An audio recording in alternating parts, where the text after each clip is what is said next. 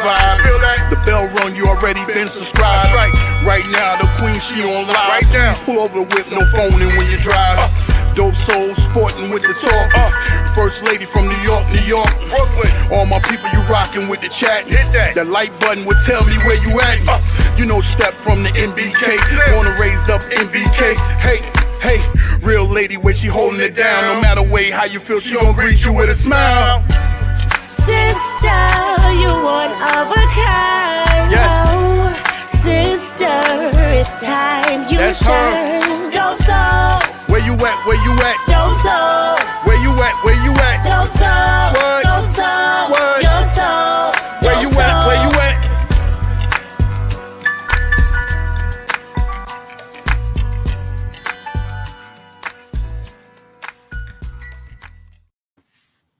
Salute, Knick family. Welcome to the channel. Dope Soul Sports Talk, Dope Soul Knicks Talk, a member of the NBK family. We got a special show tonight, special edition of the Just Knickin' It Weekly Show. A different day because the Knicks play tomorrow, or earlier time, or all-female panel. Super excited. I think we did this last month, and we said we're going to try to make it a monthly show, and we've been able to do that. So far, we have a lot to talk about. Basically, just going to give our thoughts on the first month of the season. Talk about, you know, who's the biggest surprise for us? What's our thoughts about the in-season tournament? Are we still team stand pat or team upgrade? A lot to talk about tonight. Support the channel, likes, subscribe, hit the notification button, send super chats. Share the channel on your social media platform. Download the sister podcast, Just Knickin' It, on all your streaming platforms. And I just want to give a shout out to Jay Boogie and his family. Had a death in the family, you know, close to the holidays. So it's a tough time for him and his family. He's a big supporter of me, always calling, always in the background, wanting to know how I'm doing and how the show is doing. So I just want to send love to him publicly. Obviously, I've been talking to him, you know, on the phone, but just wanted to send love to him and his family. All right, let's bring in the panel. We got Lady and the Chef from Two Knicks Chicks, BxChris, Ebony from Nick of Time, and I guess still Venture Sports Network. They'll let us know what they're doing. Hello, ladies. How are you? And Diva Locks 21 will be joining us soon. Tsunami couldn't make it. She got held up at work, so hopefully she'll be here next time. How's everybody? I'm good. I'm good. Happy to be back. Me too. I'm good. Same. Yeah. Me too. You know, I'm super excited about it since the last show. You know, the Lady and the Chef, I don't think they had their show the last time, the Two Knicks Chicks. And then Ebony with the Nick of Time collaboration, I don't think that was going on the next time. If it was, I don't remember. But you guys want to talk a little bit more about it and where people can find you? Okay, I'll go first since Ebony's muted. Yeah, my mom and I have a podcast on a sports podcast on YouTube. We'll be branching off onto social media and getting kind of a little jazzy and fancy like some of the other MBK family members. But yeah, we're on YouTube as Two Knicks Chicks, and we talk all things New York Knicks. We're true New York Knicks fans, so we do a lot of pregame and postgame coverage, and then collaborating on others' channels such as Steph. She's always showing love. We greatly appreciate the love that she shows to us, promoting our channel heavy. She's bringing a lot of her followers and subscribers, and a lot of guys in the chat are showing love and leaving us comments and hitting the like button.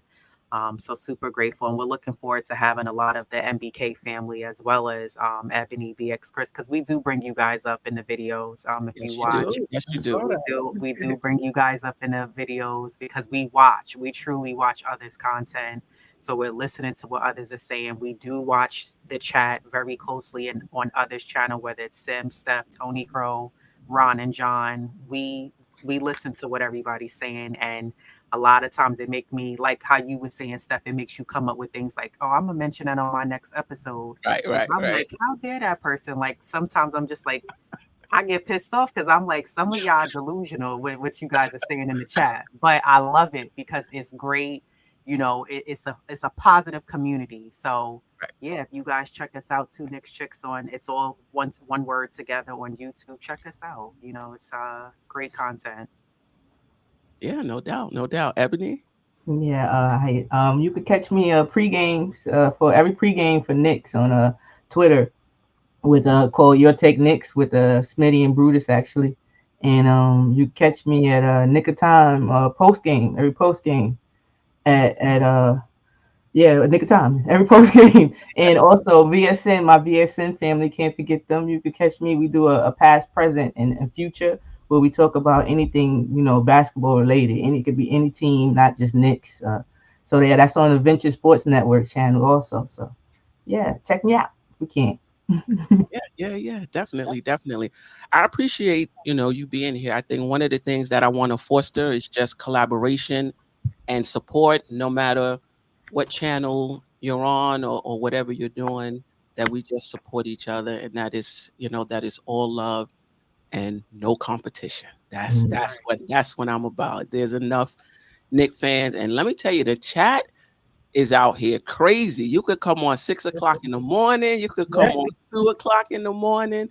The Knick fans are out here heavy. So there's enough Knick fans for everybody, no matter what. So if there's any other females out there, men too, who want to, put on the channel, trust me, there's enough Knick fans to support. All right, let's get into it. Let's start with the in-season tournament, since that's the most that's what happened basically. Last night, the Knicks beat Charlotte, and after it was all done, qualified as the a playing team, I believe. I don't know what's the term. Um, Not a playing, but a wild card team.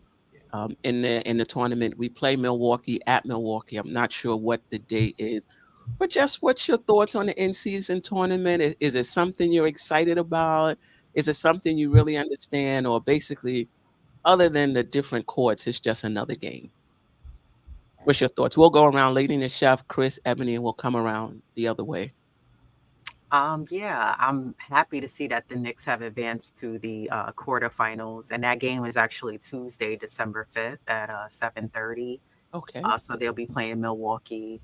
Um, I don't know. I feel like the way I look at it is like, while I'm happy the Knicks are making moves in the in-season tournament, and I would love for the Knicks to beat Milwaukee. I think that would be a great statement game for them. Right. Um, my focus is still on the regular season.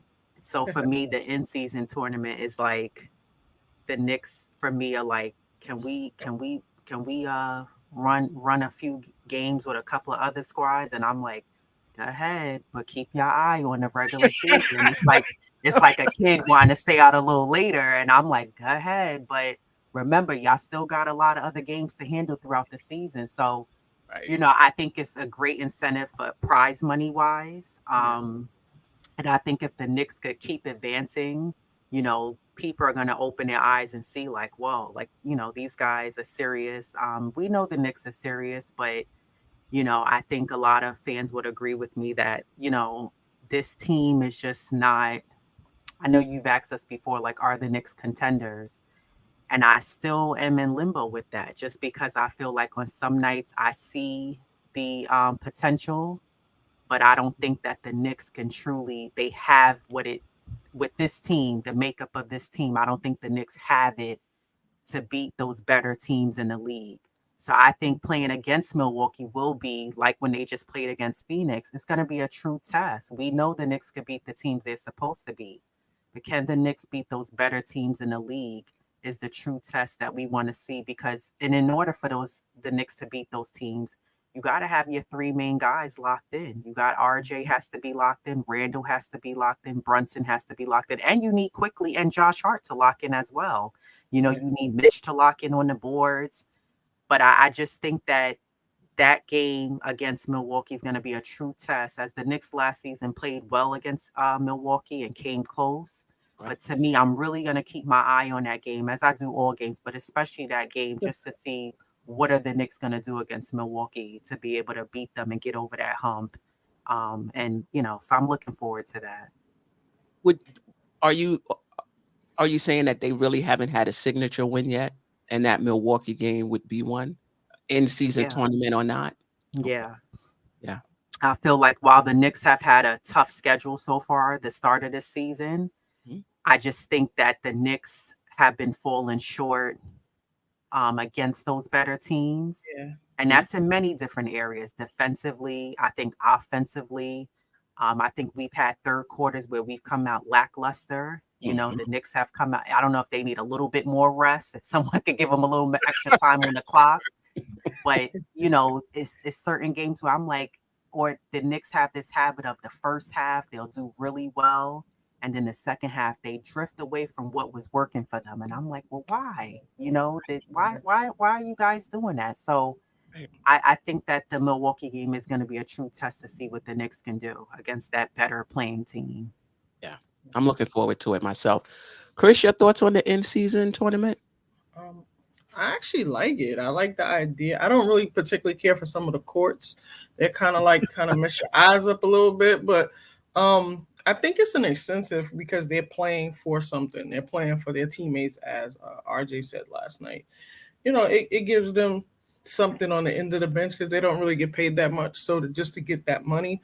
So I get that part, but I also feel like they need to play for some wins. I mean, you guys had some very high numbers for them for the season of what you expected them to win this year. So they really need to win some games. I'm going to piggyback on what Lady and the Chef said. A lot of our games, third quarters were problems. Free throws were a problem. Were? Yeah, are. And I just feel like, the Knicks are like a big pot of gumbo. There's many pieces that go into it to make it right. And I just don't feel like we have the right ingredients to make that soup kick. And I feel like we probably need a couple pieces. And I think that the Milwaukee game will let us know exactly where we are. We'll set up bars to where we are as a team. But they have to be locked in, and it has to be more than just the three. It has to be the bench. Isaiah Hartenstein came in. He was the guy off the bench, and now he's starting to fall back a little bit. Josh Smith, he said it might be his role, but I don't think he ever was really a spot up guy before. He just came in and did what he does, just like DiVincenzo is doing right now. Just come in and do what he does. And for him to feel like he's a spot up shooter, I think it's because of how they run their offense. I think they play like maybe a 1-4. So he's gonna have to be on a wing. And I think that was the problem with OB2, is like he was off on that wing, so he couldn't really get into whatever his game was because he had to come from that wing or that corner. So I'm not sure if Tibbs is going back to that or he's letting them get like a little flow. But it kind of like last night when I was watching it, Brunson didn't really have to do the things that he had to do in the other games because Randle was on point last night. Everything he was shooting up was falling. So I just feel like, this game is going to really show us where we at and what pieces we need, because I do still feel like we need a consistent knockdown shooter. I think, Evan was supposed to be that guy. He hasn't been that guy, and I feel like that's what we're missing, because I feel like if we have somebody consistently shooting a three, it will open up things for other people, and we don't have that. So we have, Brunson and Randle and these guys forcing up shots because, we have to open up the paint a little bit. So I don't know. Like I'm looking forward to Tuesday. I want to see exactly, what we have, and hopefully we'll hit our free throws. And hopefully we won't have a lackluster third quarter. Yeah, I mean, we'll get into Hart later, but he did all right last night in that same offense. Yeah, that's what I'm saying. I think in his mind, because of where he has to go on the court to start the play, is probably what's in his mind. Right. But him and Chinzo is doing the same damn thing. They like running to the basket, they getting those loose balls, they getting the defensive rebounds and stuff like that.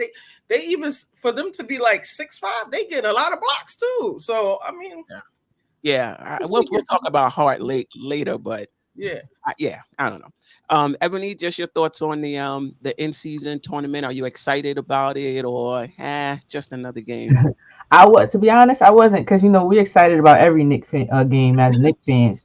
So they didn't need the in-season tournament to make us want to watch or be more interested into it. But of course you want to win because you want people to give us the respect that they don't give us, as you see.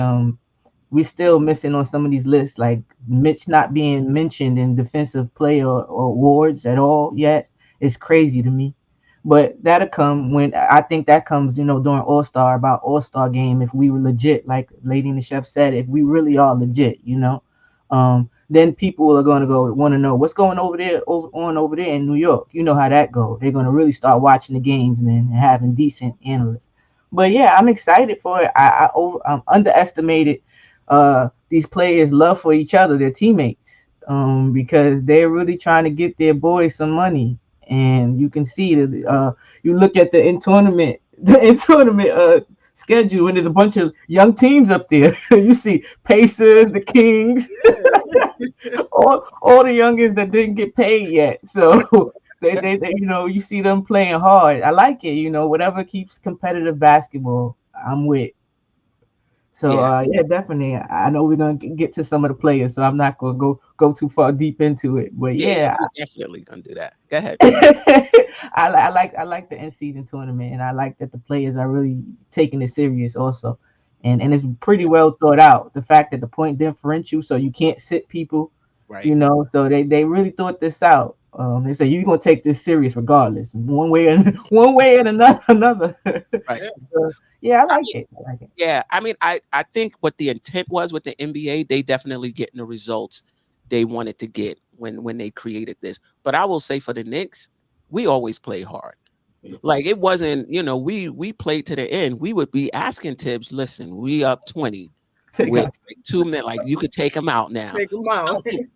So in terms of, we didn't need that extra spark to play hard in the beginning of the season because we play every season like it's the playoffs, But I guess for the other teams and drumming up interest and getting people to play hard during football season, it's doing what the league wanted it to do.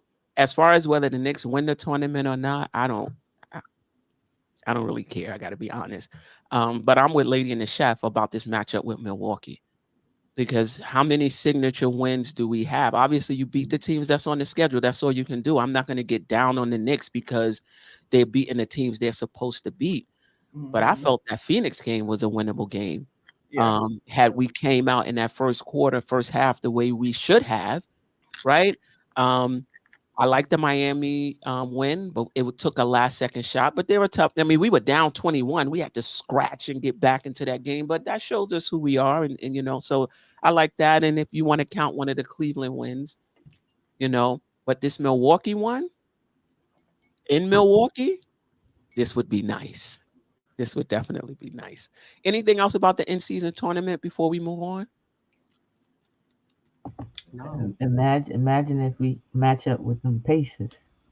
we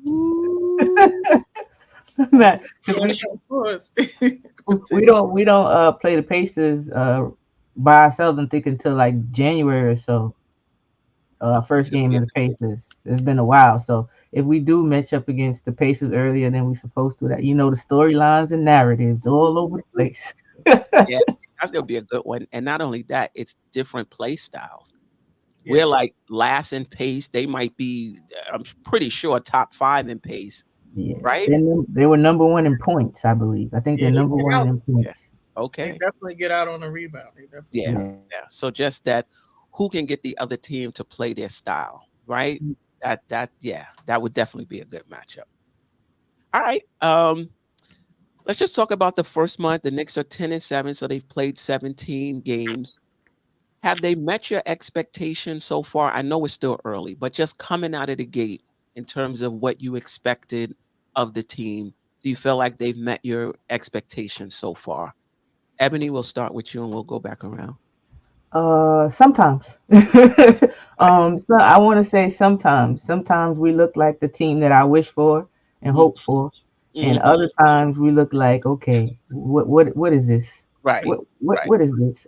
So I really believe that this team, on paper, individual, it won't look, it's not shiny, it's not impressive to the eye. Mm-hmm. So when we play 1-on-1, that's our worst. I think that's when we've lost every time we didn't have 20 assists. Mm-hmm. So like well, except for the first game, the Boston game, and that's because we beat ourselves with the missed free throws. Mm-hmm. But other than that, every time we don't reach at least 20 assists, we lose. Mm-hmm. So we have to play together, play within each other, trust each other. And when we do that, we're really dangerous. And it's really fun to watch also when that happens. But once we start going my turn, your turn, everything seems like a struggle. Mm-hmm. So like I was mentioning with Lady in the Shepherd said earlier, we have to find out if that's our team, the one that moves the ball, or the one that's going 1-on-1. Which one are we really? And we're not going to really find that out until after All-Star game, around maybe even a little further after that. So yeah, but sometimes I some of the games they're like, I told y'all, like we just need one little piece maybe, and we might have the piece on the team because you see they're leaping, leap. I say ribbit. Frogs everywhere. Everybody with a leap, getting better. Same players, not the same team though, because they added to their game. So yeah, when they give effort and play like a team, this team can compete with everybody. But when they underestimate and not focus, like in that Phoenix game where they didn't stay focused, stay locked in, then those are the results. So it's just what kind of style of ball we want to play. Right. Let me ask you this though: when the Knicks have under 20 assists, how much of it is not passing the ball and how much of it is not hitting shots? The Knicks are 28th, 29th, 27th, something like that in field goal percentage. And we're a top 10 team in 3-point percentage. So if you're top 10 in 3-point percentage and you're 26th, 27th in field goal percentage, basically you're dead last in 2-point percentage. You know what I mean? So I hear what you're saying in terms of sometimes they don't move the ball, but to get an assist, you got to hit a shot. And the Knicks are dead last. Those 2-point shots are coming from 1-on-1s a lot too, though. Going to the bucket, taking terrible contested shots. We seen Randle has a habit of going up on offensive rebounds no matter what. He don't care who in front of him, who in back of him, he going back up. So that could take a lot. And again, Jalen Brunson was shooting terrible from the mid range for a minute. He had a stretch where he was shooting way better from the 3 than he was on the 2. So before it was the 3-point percentage that we weren't doing. We got that. Now we just have to trust each other and make easier passes. So many times after that initial pick and roll on the ball, there's no other picks, nowhere else. It's just straight with my hands, and I'm like this. You know that move. My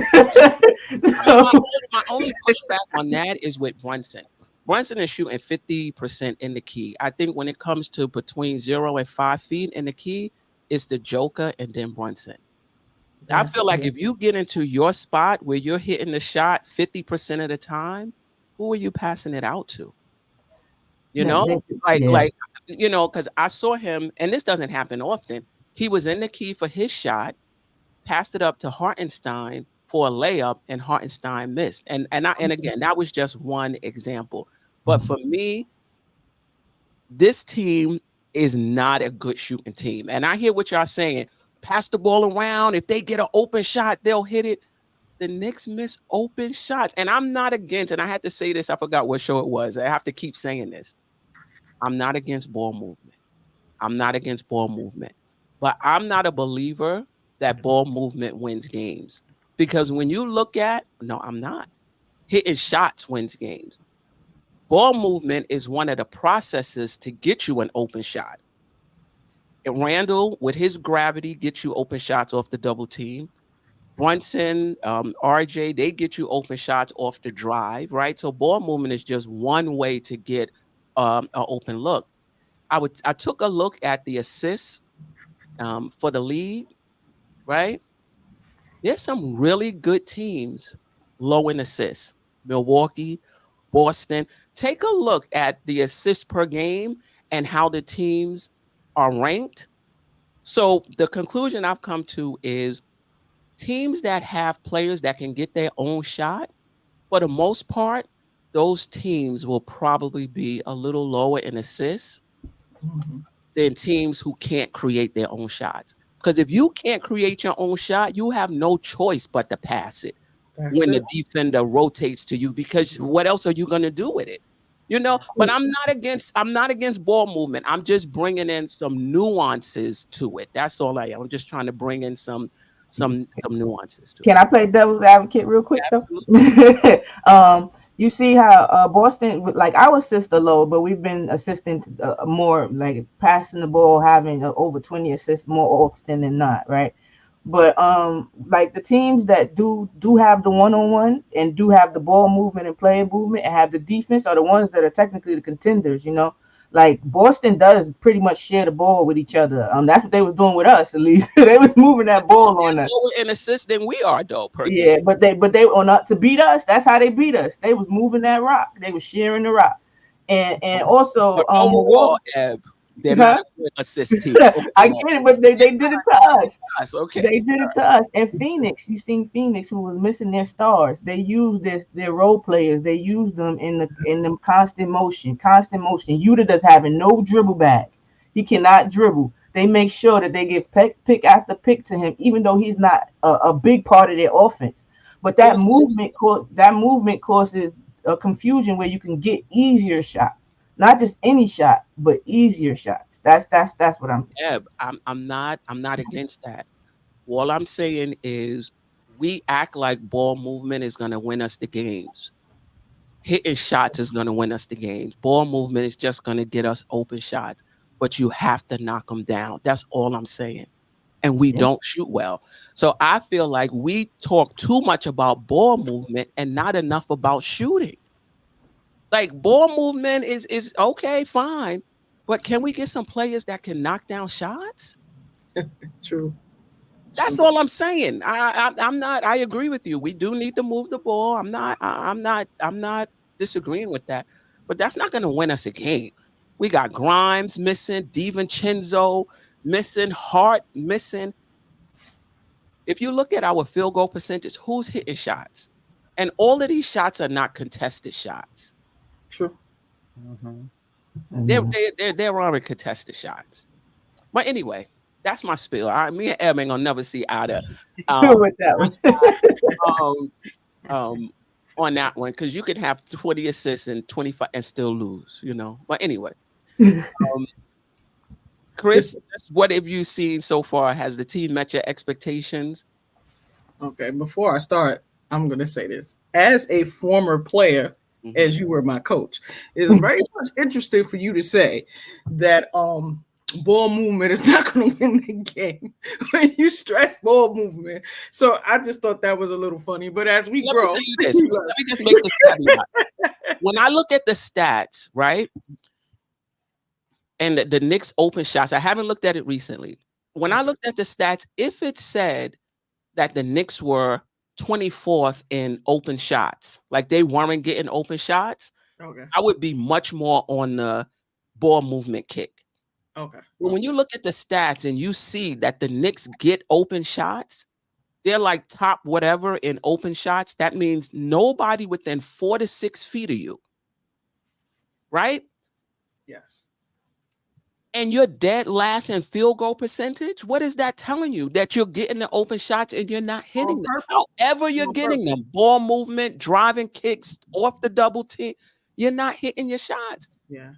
So for us, Chris, we needed to move the ball. We ain't had them type of players. You know, move the ball. Stop taking these contested shots because you ain't all that. You know what I mean? Coach English has stepped in the building. But that's the same thing. That's the same thing with us. That's the same thing with us, though. We don't have players who are super good one-on-one, but together they're really good because they pitch in. It's just like everybody pitches in, so there's no pressure on one person. Right. I hear you. But I'll say this: we get better players, some upgrades in players. You're gonna see a totally different Brunson. Totally different Brunson, because I saw a totally different Brunson in FIBA. Yes. I saw somewhere online, and I can't remember whose podcast it was, but they actually showed teams that were not even playing defense on us when we were in the corners. Everybody kind of collapsed into the paint and allowed the shooters to shoot, and that just contests for what you were saying. We're not hitting the open shots. I honestly feel like everything that I expected everyone to come out and play and do this season, they have done. The only surprises, probably early, was Hart and DiVincenzo. I don't think, personally, I didn't think he was going to come and make the impact that he made. But everybody else that was a staple on the team prior to this season, besides probably RJ, he's been the most probably improved to me from last year, because I remember the beginning of the year, everybody was like, why are we trading him? Why are we gonna trade him? Why we picked him? And now people's like, okay, RJ, you know, he's doing what he's supposed to do. The expectations here is just for everybody to improve, but I still think that we're missing some pieces. And maybe, like you said, if we get some people in that can knock down those open shots, maybe other people will be able to elevate their game as well. But right now, we're just depending on Brunson and Randle to make their shots. And a lot of times Randle is still doing what he was doing before. Dribbling to the paint. He have 2-3 people. He's jumping in the air and passing the ball. Sometimes it's going to a player. Sometimes it's going out of bounds. I think he leads with 5 turnovers a game. And some of them, he don't average that many turnovers. He has to. He has to. No. I'm looking that up. He had at least 3 turnovers in the first quarter. High turnover games. He's had high turnover games, but I'm just saying he's not averaging 5 a game. Well, he's averaging 3.2 to be exact. 3.2. 3.2. That's enough for me. But to have that in the first quarter, so he's doing exactly what I expect him to do. Pass the ball in traffic to whoever, you know, and I just feel like if he went up, he would have got fouled or he would have made the shot. Like, just try it. Sometimes it's like you in the paint and you try to make the extra shot, the extra pass, shoot the ball. That's my thing. I just feel Randle like is leading us in assists, though. But I hear what you're saying. Yeah. I have the same issues with this turnovers out the double team.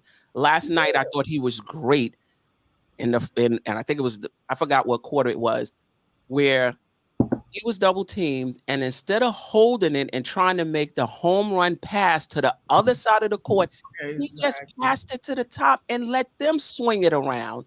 Yes. And we got a good open look. You know, I'm all for that, Eb. Like I'm saying, that's not a good open look. Whereas when he hold it and he wants the defense to commit, so he can make this home, they always get a hand on the ball. It's a deflection. And they're going the other way. You don't have to make the home run pass. Just pass it back to the top. Let them swing it. He did in the first half, but then I don't know he got into the old Randle. Yeah, when pressure happens, you know, when you go back to what you know. That's why we have to. That's my whole thing. You were dominating the whole game, so you didn't really have to do that. You made your game harder by trying to attempt those passes when you could have went up because they was following you every time you shot the ball. I noticed, like in like the first half or so, they were trying to. For some reason, they thought I don't want to say that guy's name. That dude, right? That shouldn't be playing. They thought he could hold Randle for some reason, 1-on-1. Randle is like he was reading all the articles in his head because he was he was being real physical with him. You had the game, like there was nothing that they can do to you in that game last night. Everybody that they put on you, you put them on the bench. So why get into all these crazy passes? Like, shoot the rock. Thing with Randle, though, that could be him every game. Like, I feel like he doesn't really understand. And that's what I'm saying. The type of player he can be if he just locks in 100%. Exactly. But anyway, yeah. Exactly. Lady in the Chef, what, has the team met your expectations? I know it's early, just 17 games in. The Knicks are where I thought they would be around this time of the season. I mean, I probably had them maybe at 2 games more as far as winning. Okay. But yeah, the Knicks are where I thought they would be. I have to keep telling myself it's not exactly how they start. It's how you finish the regular season. But at the same time, I do tell myself it is how you guys start off the season, because, you know, the Knicks don't want to find themselves in a hole, and now you're fighting to get in a decent seed within the Eastern Conference. So you don't want to be, you know, in 10th, 11th, and now you in 9th, and you're trying to crawl in 8th or 7th place seed, you know, in the Eastern Conference. You know, so I think the Knicks want to make sure that if they can, try to stay really. I know some people have them at 6, but to me, if you can get back in that 4th seed like you finished last season on a 5th, great. You know, but which is going to be hard because the Eastern Conference is very, very competitive and very tough this season. So the Knicks have their work cut out for them. Yes. But I think I felt like I was in Sunday service when you guys were talking about Randle and those mistakes, because these are my biggest issues that I have with him. And when Randle is locked in, he's great. Yes. The problem is that we don't know what Randle we're going to get night in and night out on Knicks games. Amen. And that's a big problem as the front office needs to look at as an organization. I don't care how good of a player you are, but if you have these hot and cold moments and we don't know what kind of player we're going to get on nights. And again, I know that as any athlete in any sport, you're not going to be great every night. You're going to have off nights. Right. You know, you're human. But I think with Randle, like you just said, Queen, he has the potential to be so great. Yes. But this guy, like you said, BxChris, he makes the game harder for himself. Right. You know, and I think 25 my and biggest 20 issue last night. Come on, you Right. can average that every night. But the thing about it is, you get into your head. exactly. I'm saying he could. I mean, if for all the times that he got in the paint and just went up and attempted a shot, as opposed to passing the ball, he could be on the line, Stephanie. And I'm just saying, in his mind, if he comes in the game and like, this is what I'm gonna do every night. I seen somewhere where Carmelo said that somebody said to him, try to get 7 points a quarter. Right. Okay. That's it. So Simplify if he comes in the game and say, listen, I'm gonna get 7 points, 10 points a quarter, and this is what I'm gonna do, and you dominate to get that, who knows? You might get 15. And there's some quarters where he did get 15 points in a quarter just by going to the hole strong. So I think with him, it's just a mental thing. Yeah. And then I see somewhere where somebody said Brunson does the same thing, but Brunson's percentage in the paint is much better than Randle because he got that little floater. That's Right. Right. Yeah.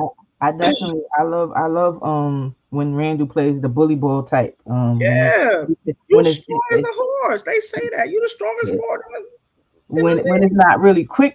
I want to say quick because sometimes it's like just very decisive. Like he knows 2 dribbles and I'm going up. You know, Right. It might not even be quick 2 dribbles. He just might try to lull you to sleep, but he knows what he's going to do. Right. When he does that's when he's at his best. It's when he has to freestyle. Like, oh, that didn't work.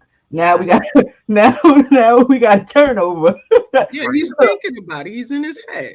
Yeah, so but you could tell he did say that he just started watching film, and you can actually you can tell. You can definitely tell that some, like you said, he's used to making a hero plays a lot. He just has to learn that he has a team now. Just trust. He's starting, you know, that's going to happen. That's going to happen as each game gets by. You see him telling Quickly go. You see him telling Mitch go. So he's getting into that where he's starting to trust his teammates to do what they can do. But he just has to stay locked in that effort. He can control that.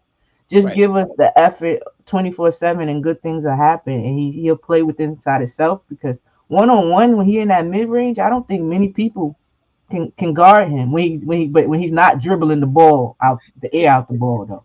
Right. You know, like Clyde says, sometimes the ball, you dribble the ball and the ball dribble you. Right. That's what he be doing. Right. So I wanted to make sure that Lady and the Chef finished out in terms of the team meeting her expectations. Yeah. No, I mean they're where I thought they was gonna be. I think to kind of put a little emphasis on what Ebony was saying. My issue though with Randle is, if you look at a lot of the other better teams in the league, when they have those 2, maybe 3 main guys, case in point, when KD is playing with Booker, if Booker's hot, KD's not going to stand back. He's going to contribute. You know, when Jokic is playing with this guy, one of them is not standing back. Even if they are off, they're still going to be like, well, let me contribute in other ways. And I find sometimes with Randle, when Brunson is hot and Brunson needs that backup, he doesn't get that from him. because Randle's taking a step back. It's almost like Randle's like, yo, he got it. Nah, my man, we need you to help out too. Right. Right. Give You us ain't a little scoring empathy. right now because Brunson is doing his thing, but there's some other things you could do. Right. But you could still put in that work and give us a nice amount of points as well, Right. and boards as well. And I think that, just like prime example with the Knicks, there's games where Brunson is hot and doing his thing and RJ's hot. And Right. Randle will still take that step back. And I'm like, yo, Randle, step up so we can Exactly. dominate and crush Yeah. teams by 30. Right. That's what I'm looking for from him. I don't need you to take a step or two back. It's one thing when you're off. It's another thing when you say, I'm going to be lax this game because they got it. No, Right. I want to see you put in that effort too and not play lackluster. Right. So I think, and one of the things too with the Knicks that they have to get better at too, amongst the many other list of things that we have, we all have a Christmas wish list for the Knicks. The Knicks have to learn how to drive. They can't, if you're not hitting your shots, whether it's the mid-range or the three, these guys have to learn how to take the ball in. I look at a lot of other teams throughout the league and I watch the replay of games and I see a lot of these no-name guys and guys that are in it. These are not A players, superstar players. They're driving to the hole. And I want to see more of that and not just, when Randle's hot, he's driving, or Brunson, he constantly drives so quickly. I need to see Josh Hart. He does good when he drives. Right. I mean, I want to see him under control. I know Sim had brought this up last year, and it's true. He was like too fast for himself. And he was, thinking, oh, he got fouled or he lost the ball. So I want to see him clean that up. But he has that ability to be able to take it in the hole. DiVincenzo as well. Yes. So I want to see more players taking the ball inside and get the N1 and then make the free throws. Mm-hmm. Now, Like don't Clyde, ask too much Clyde now with the free throws, but go ahead. like Clyde say, Devo. I think Devo allergic to layups. That's my guy. I'm part of the Dante Hive. I was excited to get him because I know you're gonna get constant effort. So, Right. but It's this contact. baby, I think a lot of them scared of contact. he allergic to making layups right now. I said, oh no, this baby allergic. he right in front of the rim. It don't matter. That contact. They don't want that. They don't want that smoke. Right. Well, listen, let's stay on DiVincenzo. I got a lot of good questions here. All right, let's. Go ahead. What's the good question? Let him go. Let him go. Yeah, let's see. Do you guys want to do the DiVincenzo Grimes debate, or do you want to talk about your biggest surprises thus far? We can do the debate. I'm good for a good debate. Okay. I'm with either one of those topics. Those are good ones. Yeah, same. They're both We're gonna good. do both. It don't matter the order. Okay. Listen, I'm not familiar with DiVincenzo. Coming into the season, I wasn't familiar with him, but this is what I said. Can he handle the ball? Yes. Because if he can handle the ball, I need him next to Brunson. Like, I need somebody that can handle the ball next to Brunson so he not wearing himself out, bringing in his ball up every single time. So after watching him play, listen, DiVincenzo is not playing well as far as shooting. I should say that. He's not shooting the ball well. He might be neck and neck with Grimes. He really might be. However, I wonder how he would be with consistent time. I wonder how he would be in a consistent role. I wonder how he would be next to Brunson. And not necessarily because they've played together and so they know each other. Both of them are high IQ players. Yes. So when you got high IQ players, they don't really have to have chemistry per se. You know how to play. You know if the person is doing this, I need to do that, The other thing is he can handle the ball some. I don't know if you guys noticed. There's been times when there was a DiVincenzo Randle pick and roll. You're not getting that with Grimes. And so if you have a DiVincenzo Randle pick and roll, now Brunson can space out in the corner, right? For the shot off the pick and roll, depending on what the options are, because Brunson is a really good catch and shoot, 3-point shoot player, but you need to have somebody get him the ball. He always has the ball in his hand. How can you be a catch and shoot? Yeah. So even though DiVincenzo is not shooting well, I'm still an advocate for him being in that starting lineup. And I'm not hating on Grimes. Listen, Grimes has played less than 2 years of NBA experience. he's right where he needs to be in terms of his development. That's the hardest thing for a player, to become consistent. Yes. He's right where he needs to be. I just feel like you don't need to grow in the starting lineup. Like, I feel like you can still grow coming off the bench. And this is really not on Grimes. This is on Tibbs. And I get it. He does the, he does the on-offs. He does the, the teams that play together. So, Tibbs, I know he's not just doing it because he likes him. He's looking at how the team functions. I get it. I just still feel there's more possibility with DiVincenzo if you try it.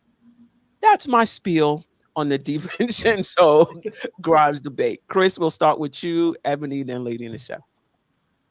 So initially, I thought he started Grimes because he didn't want the opposing team's offensive players to get off and score a bunch of points, because Grimes does play excellent defense on the other team's best player. However, if you see DiVincenzo play, he's playing good defense as well, but he's doing the other little things that go with it. Grimes might not play. I'm not going to say his IQ is not that great. I mean, I think he's learning, so it's going to be at some point great. But I think I wouldn't be mad if he started DiVincenzo. I wouldn't be mad at that, because what are you losing? I think more or less you're going to gain something, because he can do other things besides be in a corner and knock down shots. He gets steals, he plays defense, he gets defensive and offensive rebounds, and he does the little things, like even though it was a couple plays where he kind of was guarding someone and he wound up just cutting into the passing lane and got a couple steals, like things like this, because he's in tune with what's going on in the game. And I think that's something Grimes has to learn. But we know Tibbs, and Tibbs sticks with his guys, and I think Grimes is one of his young guys. And I feel like if he put him on the bench, maybe he might get lost somewhere, or his confidence might go down. I don't know, but I'm okay with him starting him. But if you go with Grimes, you think about it. Grimes starts the game, but he doesn't end it. So he doesn't. Neither one of them. One thing about DiVincenzo before we get to Eb, his off-ball defense is underrated, and I get this. The steals is part of it, playing the passing lanes, but just his rotations, the block shots, how when he's screened off, he fights over screens to get back into the play. But in all fairness to Grimes, I'm pretty sure Tibbs is looking at how that team functions together, and I think that may be why Grimes is still in there. He's not focusing on Grimes per se. Eb? I'm cool with Grimes staying. I don't want to change it, and because kind of similar to what you were just saying is the flow of things. He was shooting 40% before he was injured. Before he got injured, he was at 40% shooting from the three. He was catching the rhythm, and then he got the little injury, and he came back shooting terrible. But he has shot more than 6 shots once in the month of November. Once, and that was against, I think, Boston or Milwaukee or something like that. Once. He only plays 20 minutes though. Yeah, but we can't expect him to get 10 shots in 20 minutes. I don't want him to get 10, but he's only hit 6 like twice too. So like I need him to get at least, you get what I'm saying?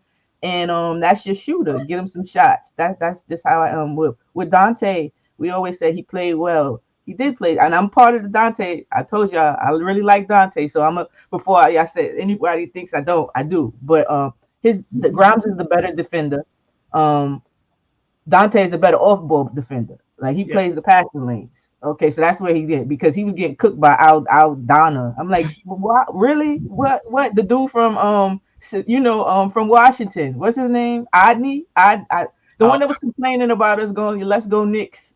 In Washington. Yeah, but why was he playing? Avia is like 6'12". No. That's he's like 6'9". That's the one that was drafted. I think I'm exaggerating, but I mean, why is he playing him? He was guarding him, and he let him blow by him. That's the point. That's what I was like. He bigger than you, and you let him get by you with that. So like that, Grimes is the better defender with that, and he's not getting that many shots. And people think about the Dante. When he started, but he started against Washington, not a good defensive team. He started against Charlotte, not a good defensive team. He didn't do it where he was driving to the bucket. He hit career in threes, so they were giving him the ball to shoot the threes. It was nothing different than what we want Grimes to do, but he does not get that. So like He can it's handle just the ball too, though. He could do a yeah. few other things. Yeah. Dante can do a couple of other things, but with that starting unit, he's not going to be able to. Remember, we got RJ, Brunson, and Randle. He's not doing much ball handling like that. Because remember, But he the way, but he can. I get it. I see the little pocket pass he tried to get with Randle, but Randle's not used to moving off ball, so that doesn't work much either. He does. I seen Brunson try to do that same pass, and he's gotten a turnover because of it. Just Randle watching like, oh, you got it, bro. He's a watcher. That's what Randle does. After the initial play, he like this, but he's not moving. He just looking at the play. He's a spectator. Randle's a pick and pop person. He's not going to pick and roll to the basket. And Steph and I talked about it. Whenever they're doing a pick and roll, he doesn't roll to the basket. He rolls to the 3-point line. So if you're looking for that person to cut, it's not he's not going to cut. That's not his game. Like that's not what he's going to do. Definitely. Right. But my thing with so we go to the next one. My thing is with Grimes is that he competes. Like the last couple of games, you could see Devin Booker had 6 points at halftime the other day. He finished with whatever because Grimes was not in the game the majority of that second half. You understand? Even with Terry Rozier, you seen just yesterday. He had him in jail. He had him in absolute jail. So like I don't think anybody's arguing about his defense. But again, that's why I'm getting to the point. Oh, yeah. People always talk about offense. You know, people that can't spell defense, but they get to play. You know, what about the other end? Why doesn't the other person get that same benefit of the doubt? You know, when you locking up on defense and you're struggling a little bit with your offense, especially when he doesn't even have that big of a role with the big three. You know, you're not expecting him to get many shots playing in that starting lineup, which is why I don't want Quickly there. He won't be able to be Quickly in that lineup, to me, in my opinion. I used to think that, but I feel like Quick gonna get his no matter what. I used to think that. I think for Grimes, you can't have a shooting guard that's not knocking down shots. You just can't. And I get his defense. I get it. We need it. He's really good defender. And you're right, Eb. He's a better defender than DiVincenzo. I don't think the drop off is super huge, but it's a drop off. You know, Grimes be out there getting cooked too, but he's playing against, some of the he's taking the toughest defensive assignments every night. So I'm not gonna take anything away from him. With Grimes, when he get cooked, I think it's his lack of height. When he's able to have a smaller guard, the Trey Youngs, the Terry Roziers is easy peasy. Like even Booker, he gave him a good handle. But when you start getting to the Tatums and the things like that, they're just shooting right over him, man. Yeah. And I think that's not for his effort. That's just his lack of physical, gifts. Right, but we can also say this is a front office issue. I just feel like Grimes is not a starter on a perennial playoff team, and you're trying to get to the Eastern Conference Finals and eventually win a chip. Grimes is not a starter on that championship, and DiVincenzo either. So the shooting guard that the Knicks need to take that next step is not on this roster. So I feel you.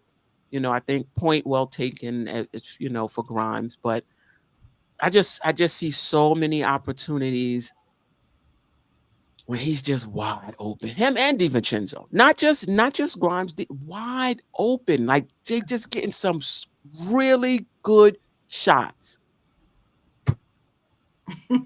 Yeah, but before Queen, he was trying. He really was. He was trying. He was legitimately shooting 40%. So that's what you want your shooting guard to be, right around 40% mark.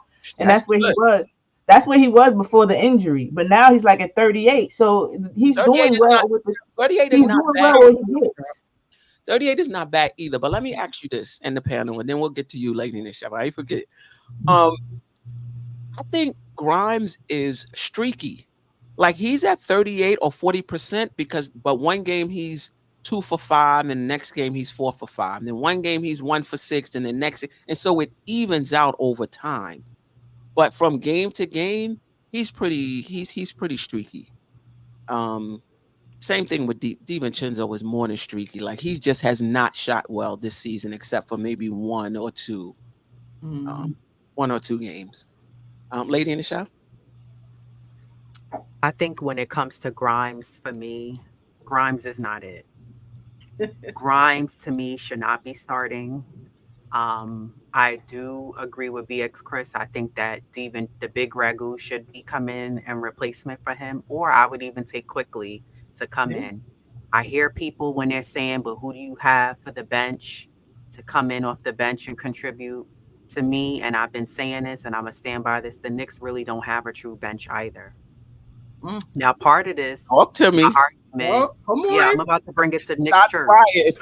Part of this is because I do blame Tibbs. Because as a coach, you know what your players could do. Tibbs need to run plays so that you have your shooters like a Grimes, like DiVincenzo coming off that curl, so that they have that opportunity where there's a pick set up for them and they can make that shot. Now with Grimes must think he's Novak. He's standing behind that line, camped out, standing there waiting for the ball to be thrown to him. And part of the reason why I think Grimes, some people I see in the chat, they argue, oh, Grimes says he's not getting the ball enough. I think part of it's because he's not making the shots. So if I'm on your team and I'm another guard, or I'm the point guard, I'm Brunson, do I have the confidence to pass you that ball and know that you're gonna make the shot? And it's not necessarily it's a last second shot. We're not counting on Grimes to do that. But another stat my mom brought up to me was that Grimes has only been to the free throw line, I think, once. So for me, I would like a shooting guard that's not just about shooting, but that you got to have more repertoire to your game. You can't just be, I'm going to just shoot the ball. I need you to be able to do a little shake and bake, a spin, get to the basket, and do something else under your belt if they're guarding you so well that you can't take that shot. But a part of it, like I'm saying, is I do blame Tibbs because I think Tibbs is not running those plays. Because if you look at DiVincenzo and his previous teams, he comes from great teams, Milwaukee and the Warriors. DiVincenzo was set up so that he had the spacing to make those shots and the shots that he wanted, and he was knocking down those shots. But Tibbs is not utilizing those guys, just like he didn't really do too much with Obi Toppin. He's not utilizing these guys properly enough to get them to make their shots that they should be making. But if it's up to me, I think that Tibbs I thought when Grimes was out and he was hurt for those 2 games, I wanted to see Tibbs play around with the rotation. And he still has time to do that. Play around and maybe, sit Grimes down and try maybe Quickly, or try, different combinations of guys. Try Hart one night, 1 or 2 games, and see how that works out against different teams or whatever. He got to switch up the lineup. And Tibbs is so stuck in this old school mentality of coaching that it hurts the Knicks as an organization, as a team. So a lot of times I'm watching a game and I'm like, you notice a lot of times when players get traded away and go to other teams, they cook the Knicks because it's the coaching and the way the coaches are utilizing the players. And I truly believe a big part of it, I put it on Tibbs, and I like Tibbs, but I just don't think that he utilizes guys to their strengths. And he doesn't design plays so that guys. So that's why when people in the chat complain, oh, Brunson's hogging the ball, he don't pass the ball. What is his other options when guys aren't knocking down shots? He's trying to get us over the hump so that we can make down the shots. But Brunson doesn't need plays designed for him. He can do what he needs to do. His own, He has repertoire under his belt. He has many different moves under his belt. And that's what makes a really good player. And I hope that Brunson doesn't get overlooked this season to be an all-star and things like that, because he got snubbed last season. But, I think as far as Grimes is concerned, to me, I would rather see Grimes come off the bench and bring in, a more higher IQ player, maybe like a DiVincenzo. I think DiVincenzo can be an additive to the team and bring something else as far as even the passing. He's a nice passer, just like Hartenstein. They have that court vision that they can make those nice, smart passes. I actually trust either one of them to make a pass before Randle. Because even when Randle sometimes throws a chest pass, it just looks weird. It doesn't look like the strongest pass. It doesn't look a confident pass. His passes, they're readable. This is why they get stolen. But to me, I think that Grimes should be coming off the bench. And I think Tibbs needs to try different lines between Josh Hart. He needs to try it with DiVincenzo and even with Quickly and see how that works out with the lineup that we already have for the starting lineup. Right. Let me ask you a question about the bench. Oh, go ahead, Chris. So with this team, why not start quick? You have Hart, you have DiVincenzo, you have Grimes. Like, why not start quickly? Let me ask you this question first, because I think that question is going to be a whole go around. Let's ask a quick follow up about the bench. On paper, the bench does look good on paper. Like when you see the names, but when you go through the stats, I think we're 16th in scoring. We're like 20th in field goal percentage, 18th for 20 something and 3-point. So we're top 10 in 3-point percentage, but the bench is in the 20s. That means it's our starting lineup that's carrying us as far as the 3-point shooting is concerned. So we're a good bench on paper, but we need to take it up a notch in my opinion. But go ahead, Chris. You want to ask about quick? Yeah, why not start? Because I look at other teams and other teams start their best players, and then they'll take the two of their players out and have one of the starters in with the bench, and then they'll rotate them out. So why not do that? Like, why not at this point, since we see that we're not really getting productive from Grimes except for the defensive end, and quick plays pretty good defense.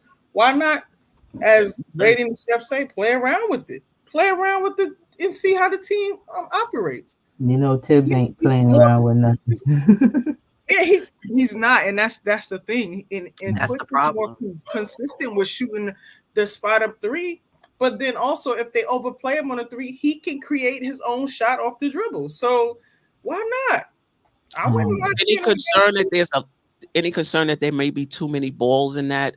Not enough, I should say. Not enough shots in that starting lineup with Randle, RJ, Brunson, and Quickly. Those are high usage players. But you're putting him in the position that you're putting Grimes in, where he's spotting up or he's relieving. He's not going to do that. He's not going to get as many shots. If you take Grimes out and put someone else in, they're going to be specifically playing the role that Grimes is playing. Correct? I don't think so. I think that, I don't mean to cut you off, but I think if hypothetically you put Quickly in replacement of Grimes, I think if you have a situation where, let's just say RJ and Brunson are playing well, and let's just say, for example, if Randle, or opposite is Randle and RJ playing and Brunson's not having a good game, I think putting Quickly in, he can be that third guy who can contribute to the team for that night during the game, versus with Grimes, you're not going to get much production except for on the defensive end. So I think bringing in a guy like, because Quickly, he doesn't play a ton of minutes, but he's still averaging a nice amount of points, and he's been the most consistent off the bench so far this season. Exactly. So I think if you substitute a high volume guy who's consistent like a Quickly, who can give you the points, I think Quickly, he's not going to just stand behind that 3-point line. He's worked on his three and got a lot more comfortable. I think Quickly is going to go in and drive. He's going to shoot that floater. He's going to spin off of guys in the inside. But I think that if you can substitute maybe him, or even Josh Hart, he's the quickness that you need. And Josh Hart has the ability to give us 17, 18 points a game. So I think that's where you need to, like I said, I think Grimes needs to come off the bench. And it keeps the defense honest, because like I said, they're not playing the outside shooters, but now you have to play the people that's on the court. You can't just stagger. Your defense can't stagger because you have potentially people who can score. Right. I'm on the other on that. I'm on the other side of this, because I know that it's just chemistry and flow. It's not who starts the game; it's always who finishes. So I really could care less who's starting. I really do, but I understand just flows, and he's not getting that many shots. And you put Quickly in there, and he wants many shots, and he's going to take. Like it might throw the balance off a little bit. And also, I like the constant pressure. Again, Grimes is still learning, the game is still a little fast to him. So we say, and they say that he doesn't cut. We don't hit our cutters. He cuts. We don't hit our cutters. Yesterday he went backdoor a ton, and we did not give it to him. I actually clipped a couple videos to show that he does move without the ball.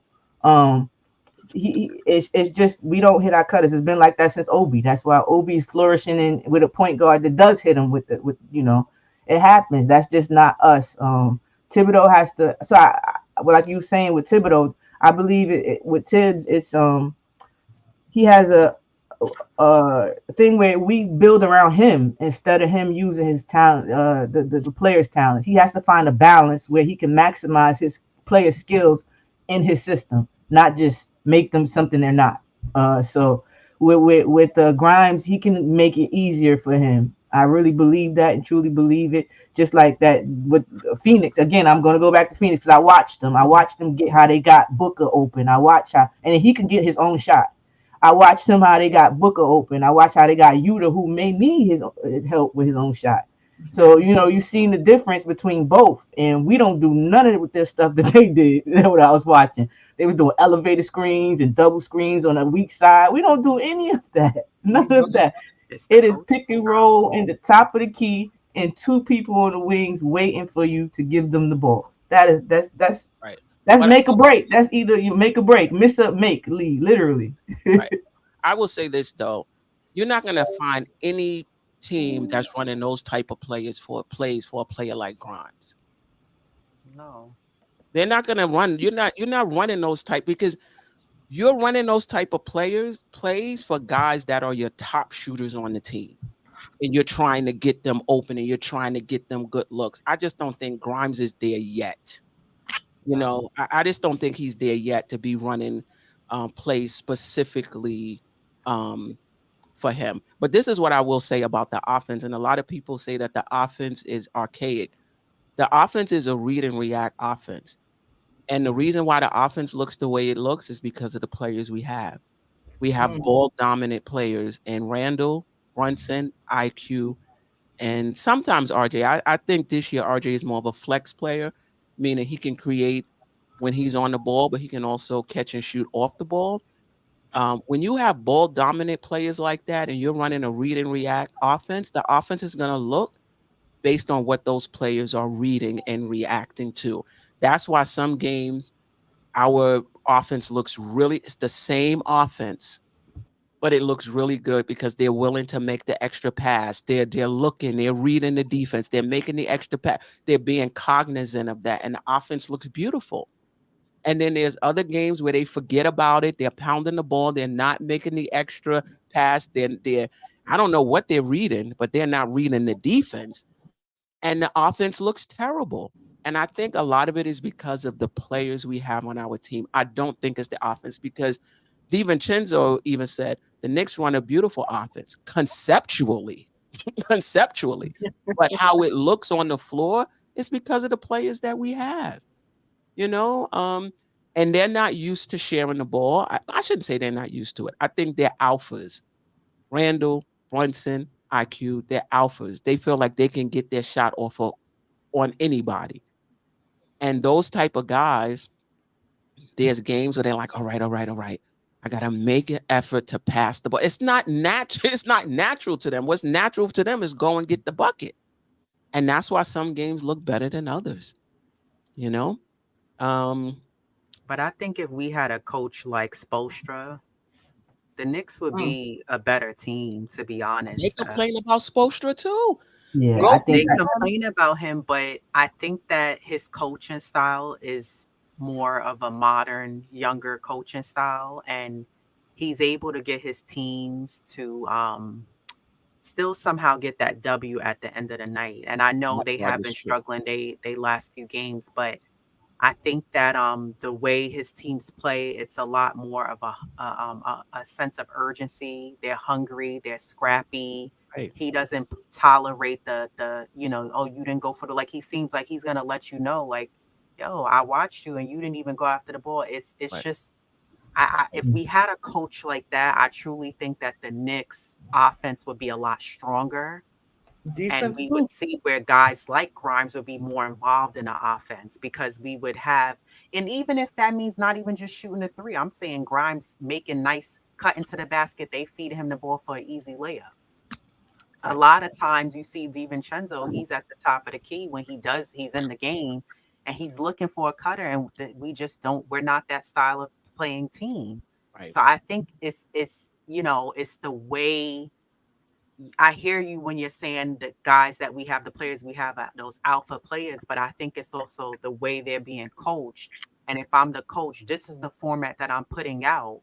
It can't be that old school style. It has to be, this is what is going to work. You tried it your way. Let's try it my way. And you got to ease these guys into that system and that format of like, this is the offense that I want, you know, and being able to adjust to those different teams and players that they have. And I just think the Knicks this is why a lot of times they miss the mark. They're like, they're almost there, but they're not quite there. Right. But the Knicks are a reflection of Tibbs. I feel like the reason that we play the way we play is because of him. You know, and if the players that leave will tell you that he has a system and he's strict on the system, and you know, there's only a few players that are allowed to break out of that system. And all the if all the players are leaving, even Rose, one of his biggest supporters who came and really wanted to play with him, was vocal in saying that as well. Exactly. That's why when people say Grimes do more, this is a young man that's trying to keep his starting position. You got to understand that. So if his coach is telling him to go in the corner, I'm going in this corner. That's Come it. on, let's not play. Let's not play. Don't do no Just more need than to what knock we're down supposed some to do. shots. I don't have a problem with him being in the corner. Just knock down some shots. But I want to say, Lady and the Chef, when you get an opportunity, Google Eric Spoelstra criticisms.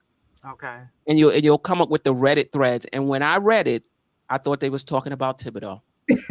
The same. Now, what you're saying about the culture and them playing hard and him holding them accountable, but he can do that because he knows his job is set with Pat Riley. If you don't have that type of backing of your front office, you can't run the risk of losing your best players. You're going to be out of a job if they don't support you. You know, maybe Tibbs has that with Leon. Maybe, you know, maybe he does. I think so. I think he does. Yeah. I think that's why Scott Perry's not here anymore. Yeah, because they probably want to get rid of small. Tibbs, and he's like, that's my guy. I definitely All right, think let's that's my talk wife. about who's the biggest surprise thus far. Lady and Chef, we'll start with you, then Eb, then Chris. I would say so far, for me, I would probably say IQ. Just because I feel like quickly last season his shot, it just wasn't always going down. Sometimes it was short, his three. Quickly definitely looks like, for me, he looks like one of the few players on the Knicks team who actually like really worked on his game in the off season. I think that he saw that, you know, he got silent in the playoffs and he disappeared on us. And I think quickly that like hit him like, oh damn, I gotta work on my game. And I think for me, quickly looked like not only did he work on his footwork, his ball handling skills, his 3-point shot, his mid-range shot. He hit even his spin move to the basket looks clean. His court vision looks a lot better. He looks like he's seeing the court a lot better. It looks bigger to him. He looks like he's, you know, more aware where he's going to pass the ball. And I also think that he can be a nice backup to Brunson bringing up the ball, and somebody who's a solid ball handler for the Knicks. But I think Quickly's energy is infectious. And when he comes in a game, he brings high energy on the floor, which is needed. Like if the Knicks are down, he could come in and I'm like, look at this guy. You know, he get high praises for that, for his energy that he brings. And it's not just the energy, he's also contributing points wise to the game, you know? So I applaud him for not playing many minutes, but still getting his. I think it's also because he's proven that he's trying to get that bag, whether it's with the Knicks or someone else. But to me, he's been the biggest surprise for me as far as I wasn't really like, you know, it was more so for me, I was looking at what RJ was going to do. And I think he's doing great things. But for me so far, I'm like, wow, Quickly so far, minus maybe 2 games, he's been the most consistent. And he's just getting the job done. He's taking it game by game, but he's contributing, and he's been a nice surge off the bench for the Knicks. What's your thoughts? Answered, or well, yeah, thoughts for fans who say that he dribbles too much when he comes in the game. He takes too many shots, and he doesn't look for others. Well, I think Quickly, that's just the kind of player that he is. I think also sometimes, to me, I think Quickly's trying to be another option on the offense. And sometimes, this goes back to what we were talking about in the beginning. The Knicks, sometimes they don't shoot well as a team. So if you're hot and you have the hot hand, I'm going to keep shooting. I'm not going to stop my shooting and stop shooting. And I think that's why a lot of times, just like people have that same criticism for Brunson, they'll say, oh, well, he's always shooting. He's not passing the ball enough. But sometimes when other guys on the team are not making even sometimes those wide open threes or mid-range shots, you know what, I'm going to take over in the next few possessions. I'm going to do what I need to do. So that way we don't dig ourselves into a hole and now we down by 14, 16 points, and keep us in the game. And I'm going to do what I need to do to take over and shoot. And I think also it's as far as the ball handling, who else do we really have? I'm like truthfully asking the chat, like, who else do you have besides Brunson who's really going to handle that ball? So Quickly's doing what Quickly needs to do. You can't ask Grimes to do it because he's going to stop his dribble, too soon. And I think the other game, I saw Ebony was saying that Grimes cuts. But the problem I saw Grimes, he had I think it was him and Randle. They were doing a nice back and forth on a fast break. And he passed the ball to Randle. And I said, look at Grimes. He didn't even want to go in for a nice layup on his own. I said, because it was only one man down on the court. But I said, it is what it is. I'm not going to get flustered over that. I knew Randle was going to. That was the right play, though? I mean, it was, but I would have liked to see Grimes be a little selfish in that regard. Because Randle looked like he wouldn't have mind if Grimes would have went and just, took the layup himself. But Grimes is like hot potato. He like, you take it. He's trying to get rid of the ball so quickly. And I'm like, go after yours. But it's, like I said, I couldn't believe the stat. My mom said Grimes has only been to the free throw line like once so far in these 17 games, maybe twice. So that tells you he has a lot of work to do on his game. And I think you can't just work on your shot. Grimes has to have other moves under his belt besides just that 3-point shot, which that is something he needs to work on. I truly believe it's something he can get better at. Because last season, both RJ and Quickly, their 3-point shot was awful. So to see this season that they're shooting the ball a lot better, the shot is actually going down. It just looks like they're more confident in their shot. But for me, my biggest surprise, like I said, is IQ. All right. Eb? Yeah, that's probably my biggest surprise too. I was trying to find somebody else, but it's not really a surprise. I kind of thought RJ would do what he's doing, and you already know how I feel about Mitch, so that's not a surprise to me either. So IQ, just the fact that every year that we've asked him to add it to his game, he's now a 3-level scorer. He gets to whatever spot he wants to get to and with ease. Somebody that shut us down during the playoffs, he made look silly just recently in a Miami game. Had Martin doing, he ain't know with the ball. He faked them. He was turning around 360 on him. So, had him embarrassing him. And this is somebody that was shutting us down during Miami, playing great defense and had a big role in beating us, actually. So, yeah, IQ, just everything he's doing. And something stood out to me because he actually said that he now knows, basically the game slowed down for him. He now knows what the job of others are. So he can help get them into their spots now. He is a player, and that comes with time. And he's starting off fast, which it wasn't always the case. So us killing Quentin Grimes is kind of funny because RJ, Quickly, they all have gone through the slow starts before or learning curves where we see where, like we mentioned, Chris had mentioned about Rose also saying about the whole starting lineup thing, how there's not that much freedom. So I understand, I get it. And this is why Quickly's development is so crucial, because he's going through trials and tribulations here and has not let it deter him at all. He's added every year. Every time you asked him to do something, he's done it. He said they didn't know if he was going to be a point guard. Could he be a point guard was a question once upon a time. Remember that. He showed you, yes, I can. I could play off ball. I could play on ball. Then they asked, you need a mid-range game. You need more than a floater. His layup package is the most impressive to me. The strength he's added in his layup package. He's just finishing around the rim in different ways, creative ways. So that's my most impressive. That surprised me. I kind of figured he was going to get a mid-range, but the fact that You know, he's doing it also with the layups and getting into the hoop and his added strength. He's pretty strong. He's not letting people bump him off his spots anymore. And defense, what can I say about Quick? You know, people were saying that he couldn't guard bigger players, and he's showing that, you know. He's showing that. He said with the bench, they say playing is the best teacher. I don't want him on the bench because IQ, like I mentioned, is a 3-level scorer. It's constant pressure. When he comes in, it's really no drop off. It's actually elevation sometimes. And that will force teams to play their starters more minutes. That's a win for us because, you know, fatigue happens, things of that nature. So, yeah, we wear teams down. I'm cool. And we're able to keep constant pressure in a lot of our positions. You go from Mitch to Hart. You go from Brunson to Quickly. I like that. You go from, you know, it's really no drop off. They just bring different things, but it's constant pressure. So, yeah, I guess that's a surprise of mine too. The bench. I knew they was going to be good, but defensively they're a lot better than you know. They're pretty locked in on that end, like on a string almost.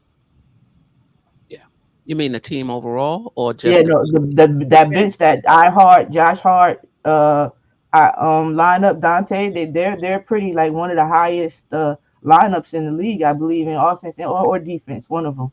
That lineup does very well statistically. You know, I'm not a big numbers person, but from the eye, you can see I see them being locked in defensively too. Right. Chris, who's the biggest surprise for you?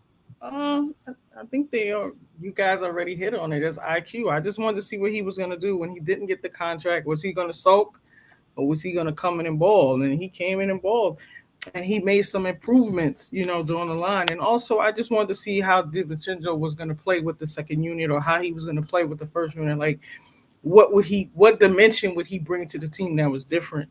So, you know, those were the two things. And I'm happy with RJ because a lot of people had him on a trading block. So, I mean, I wonder if those people still want him traded, or are you guys on the fence now? Like, how do y'all feel about him? It depends on who we're talking about. Everybody. That's for everybody. It depends on who you're talking about. No, but some people really had him like they wanted to take the jersey off and everything. So, I mean, I'm just happy that, you know, those three guys came in and is contributing and doing some good things for us. Yeah. Julian Blum, I agree with you 100%. This is a Tibbs decision. Grimes should come off the bench. He has to learn the game, but that's a coach's decision, and Grimes is taking the bullets for it. And you're absolutely right. And I've said that.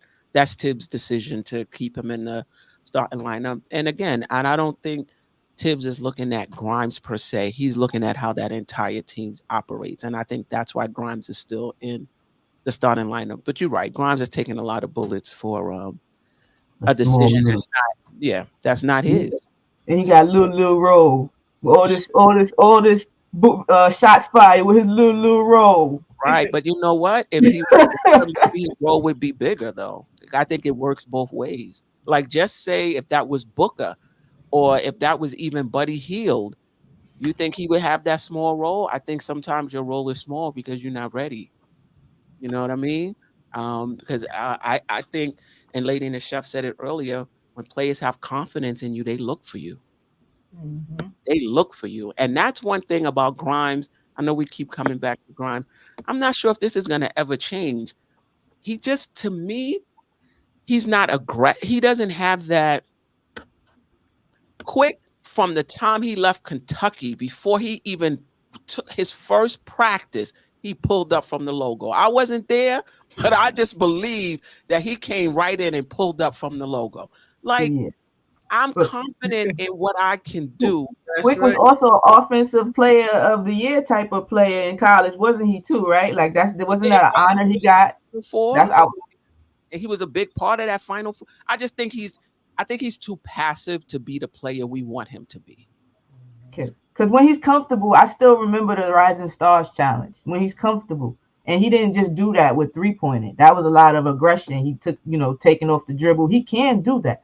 The game to me is fast because to me, I could see him thinking. He's like, go, like he on speed. It's jittery almost. Like I could see it, the jitters in his head. Half the time, he don't have the ball good in his hand. It's just like, I I Right. get that part. I see that. But also I've seen him, you know, again, he's a young person. He has to find his way. You know, there's a No pecking doubt order. about it. No doubt. I've seen him get a rebound 3-point about to take it, and somebody, you know, right there, pass me the ball. It's a pecking order. You're going to give it. That's If that was quickly, what he would have did. yeah, that's And quick. hey, But what's he's Grimes need to do? Pull Yeah. up. Like but Quick has gotten satin down a couple times during to do that. You know, he has to When? earn that. You get what I'm saying? He had to go through. You got to get through your stripes. It's the I same think thing. his rookie RJ. year stuff he was. Yeah. Quickly, Tibbs just first did of him all, down I to didn't him. understand why Quickly was getting so much time as a rookie. If he got pulled out, it was maybe once or twice. Because I'm like, yo, he just pulled up from the logo. You're not going to take him out? You know what I mean? I don't know about that. I think Nah, I I'm trying think it's to. no, but I think it's Oh. also because Quickly was driving. Quickly proved that he could get into the paint. We don't see Grimes do that. Grimes just settle for that outside shot. Quickly, yeah, and I agree, BxChris. He was getting sat down when his rookie year for doing that, just Yeah, pulling up, he- chucking up Those shots. first couple games, they was like, Yeah, Dude, Tibbs Tim's was still like doing out. it. Yeah. I forgot which game was. I think Milwaukee. He was hot for a little bit, and then he did some. He like it was almost a heat check, and Tibbs was like, you doing too much. Come on, come have a seat." because remember his rookie year is when they gave them keys to the gym where they could go freely. And I guess when he was in the gym shooting them shots, and he came into the game shooting from there, and Tim was like, "Nah, we not running that. Go get him." And that was kind of early. But then afterwards, I guess, you know, when Tibbs said that was part of his game and he make it more than he miss it, I guess he could live with it now. But in the beginning, Exactly. he was pulling them. Yeah, he was. I don't remember that. I have a narrative about Tibbs and IQ why he's not starting. Tibbs seen or doesn't start at all. Like even if it's somebody hurt, he don't put him in at all. It's because Tibbs trying to get him paid. Tibbs is trying to get IQ paid. He said we're not gonna have deja vu of last year, and they talking about you start too much games. Nah. It's either all or nothing. It's all or nothing. You're gonna get this $6 million. He's gonna get paid by us or somebody else, but he gonna get No, paid. he said I'm gonna help you. You're gonna get the $6 million this year. Yeah. And the thing about Quick, he's not my biggest surprise because to me, it's just a natural progression for Quick. I don't really see big differences in his game, and it says he's much more efficient. Yeah, that's true. He's some people may not like the balance, but you know, the balance between shooting and passing wasn't there in the first few games of the season. I think that's getting better. I just think with Quick, this is just Quick. You're just gonna have to deal with it. He gonna put it up and he'll pass it when he feels like it. That's just it. But his assist percentage is over 20%, maybe 20. He might have to be first or second in assist percentage. So out of all the Knicks field goals, he assists on like 24% of them, I believe, something like that. So sometimes to the naked eye, looks like he's hogging, but he's doing his share of passing. But the biggest surprise to me thus far has been RJ Barrett. And I say that though, over the last few games, that 3-point shooting has went back the other way since the migraine. So I don't know. We could talk about this next. But RJ Barrett was the biggest surprise, the shooting. Now, there was a I thought his floor game, and by that meaning him reading the defense, making the passes, playing within the flow of the game, that started in the playoffs. Then it continued in FIBA. It continued in the preseason, into the regular season. But the biggest surprise was him knocking down those 3-point shots at almost 50% clip. And listen, I don't expect that to hold as we see. You know, since he's been back, hasn't been shooting the three that well. But I never thought RJ Barrett's game was going to be about efficiency anyway. I always saw him as an all-around player, 16 to 18 points a game, 5 rebounds, 4 assists, the ability to defend his position. That's kind of what I saw RJ Barrett, because he wasn't a good shooter in college, you know, nor through his first, other than the I keep saying the lockout season, but y'all know the season I'm talking about. Bubble. Yeah. Well, when he came out hitting them threes, I said, oh my God, like this changes everything for the Knicks if he can hit the 3-point shot, because now he's driving to the basket. He's either finishing, he's getting fouled, or he's locating shooters now. He doesn't have that tunnel vision. So I'm like, yo, he's driving. We're getting something out of the drives. And he could play off of Randle and Brunson and hit the 3 off the catch and shoot. I'm like, if this is RJ Barrett, this changes everything for the Knicks. Now, past 3 or 4 games, his shooting has reverted back. So my question for the panel to roll into the next segment is, do you think this is just these past few games, this is just him being out of rhythm because of the migraines?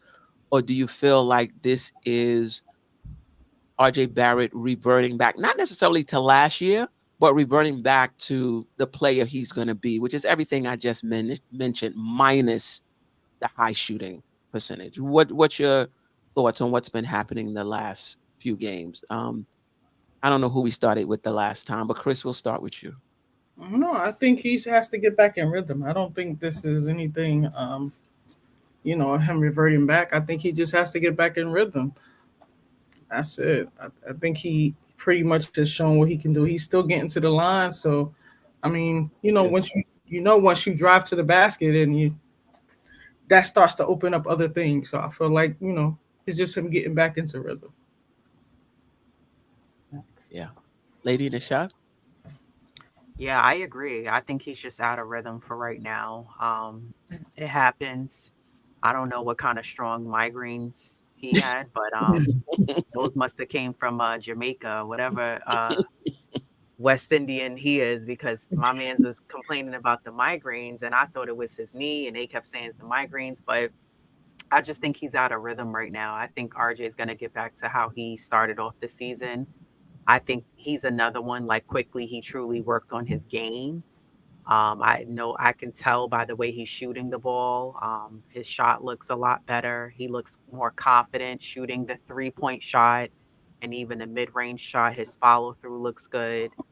Even when he's driving, I noticed that RJ, like last year, a lot of times when he would drive, guys would be able to like stick their hand in and poke the ball away.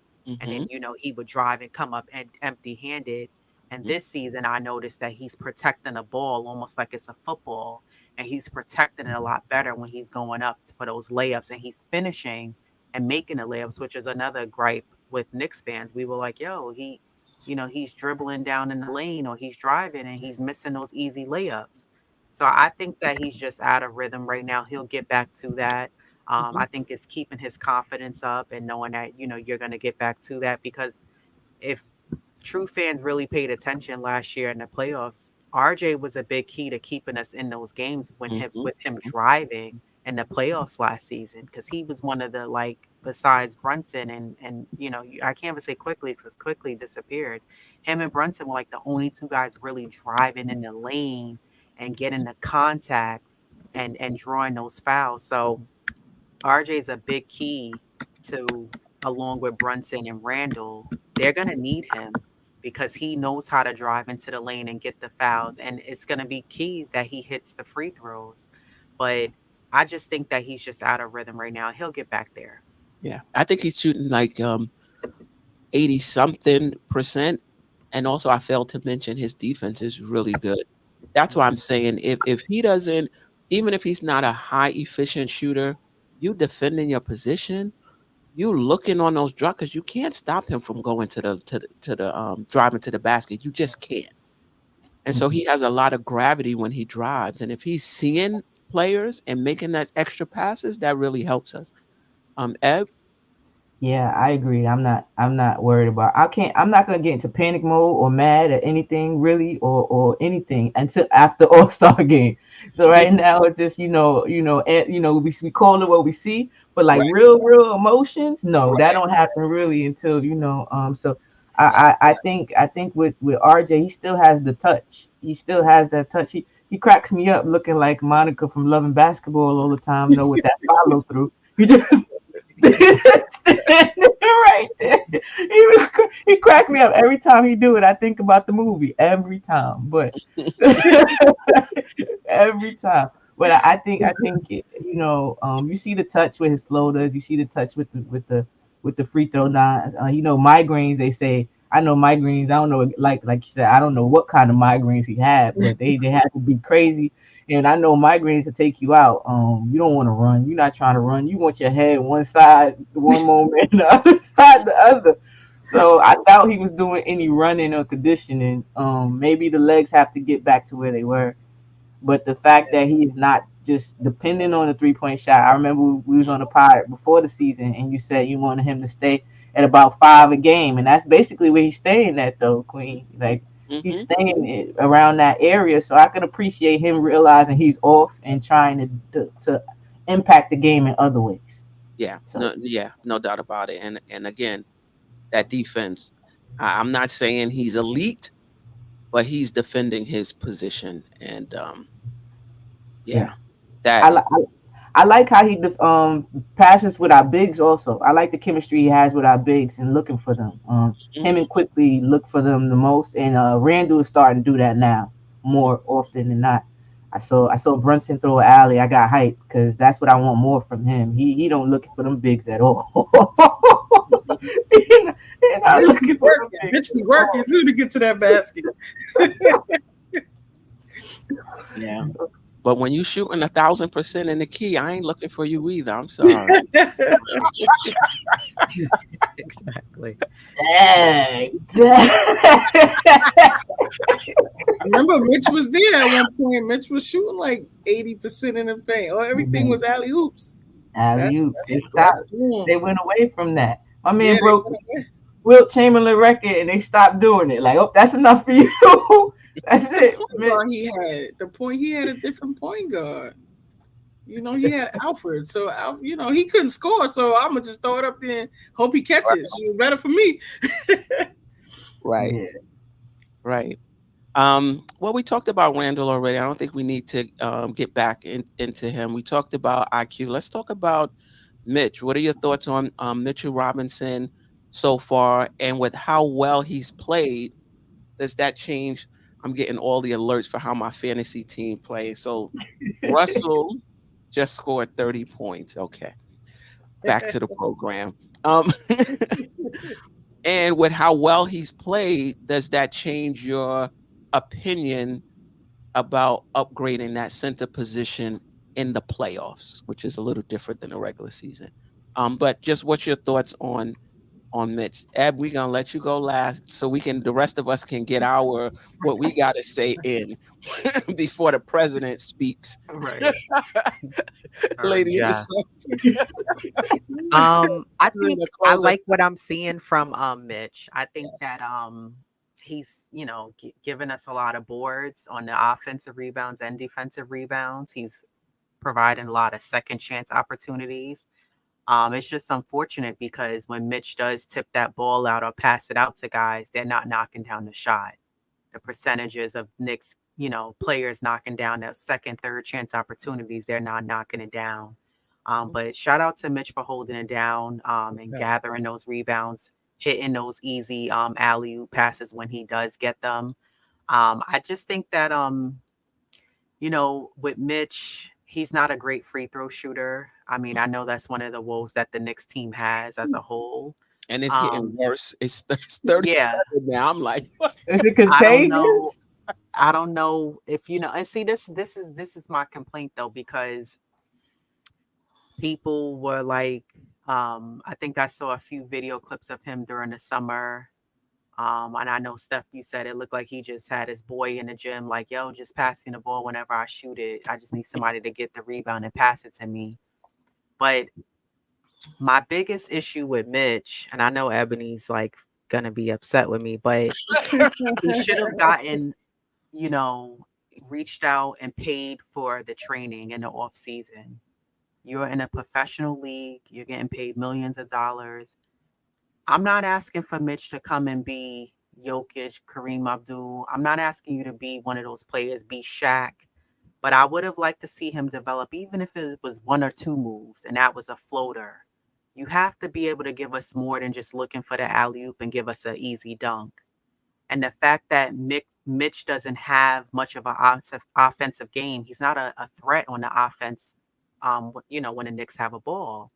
So I think for the playoffs, yeah, I think the Knicks, I would do with getting a big in that center position in who can offensively be more of a threat and have Mitch be the backup.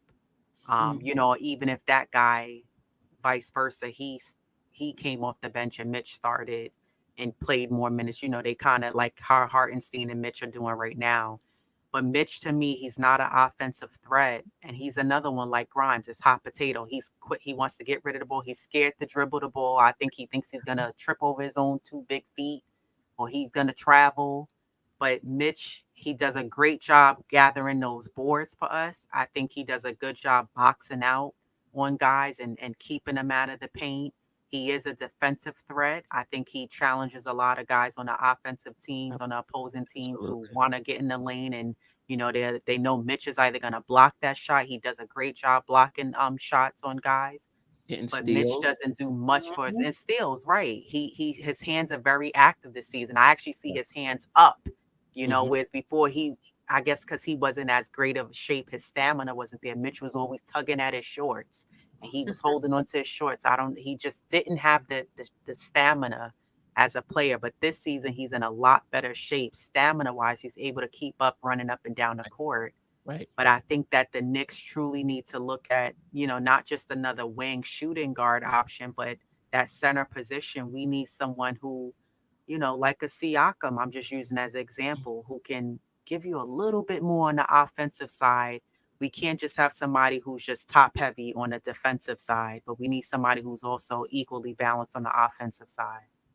So my question to you is, do you think he does, at the level that he's playing now, does he do enough defensively to offset the offense? Because I agree with you, as well as he's playing defense. When I say well, like Mitchell Robinson is just Superb. beasting on the defensive end. But it doesn't change the challenge we have that is 4-on-5 on the offensive end, particularly when we get into the playoffs. Do you think that he's given us so much on the defensive end that it's just going to offset what's not happening offensively? No, because you look at teams, for example, like Boston, Porzingis could shoot the 3. So that allows the offense to be able to space out the floor. And nowadays, with the way basketball is played in this day and age, a lot of bigs are able to shoot. Embiid, they could shoot the 3. Jokic could shoot the 3, the mid-range shot. Right. So when you're only stuck as just, it's one thing if he was a post player and he had some moves under his belt, I would say, okay, well, maybe. But Mitch doesn't even have that. And again, I take nothing away from what he does on the defensive end. I think he's playing superb, but I think that offensively, he's not a threat. So players are like, I'm not going to really challenge, Mitch. I'm going to leave him because I know he's not going to shoot from the elbow, from the free throw line. He's not going to take the little, close right near the basket shot. He's just not going to do it, So I think that Mitch doesn't allow the offense to be able to spread the floor where the defense has to make a decision. And even sometimes on a defensive end, I feel like him and Hartenstein, unfortunately, because the Knicks don't play defense well, they're stuck in between a rock and a hard place. Because it's like, do I step up and try to guard that guy? Because if I step up now, guess what? My man's behind me. They're going to easily throw him an easy pass or alley-oop, and he's going to have the layup. So I think sometimes, Mitch doesn't always get that help on the defensive end like he should be getting. But I just think that Mitch doesn't do enough. He does enough defensively, but it's not enough that it's going to offset the Knicks as a team offensively. Yeah. It's close. I will say, when you do see Boston, I don't know if he needs to be a 3-point shooter. I don't know if he needs to be a 3-point shooter, but some offense so that his man can't roam. His man has to stay, with him. And last night he tried a little move And I lost just the felt he was trying to do too much, though. You was right there. You ain't need the between the leg and all of that. Just He turn around almost had it. and Old dunk. boy didn't mind his business. He ain't mind his business and came to double him. You know That's why? what it was. He was He had taking to too mind much his time. business. He was taking too much time with the ball. You right there. Now he see him Gotta be messing quick around. with Nah. Gotta be quicker than that. Chris and then Abby. I know Ebony chomping at the bit. Chris. So for someone that was on Shaq in the Fool every year since Shaq did it, JaVale McGee, who really I didn't really see any offensive game. He paid the money and went and got, the defensive moves and everything from Olajuwon. And I'm just gonna say he did. But the thing about it is they're not using him, the way for him to capitalize on that. But I really think that if Mitch went and just probably worked on some footwork and maybe just got maybe a jump hook or something that's simple. He don't have to put it between his legs and all of that. Right.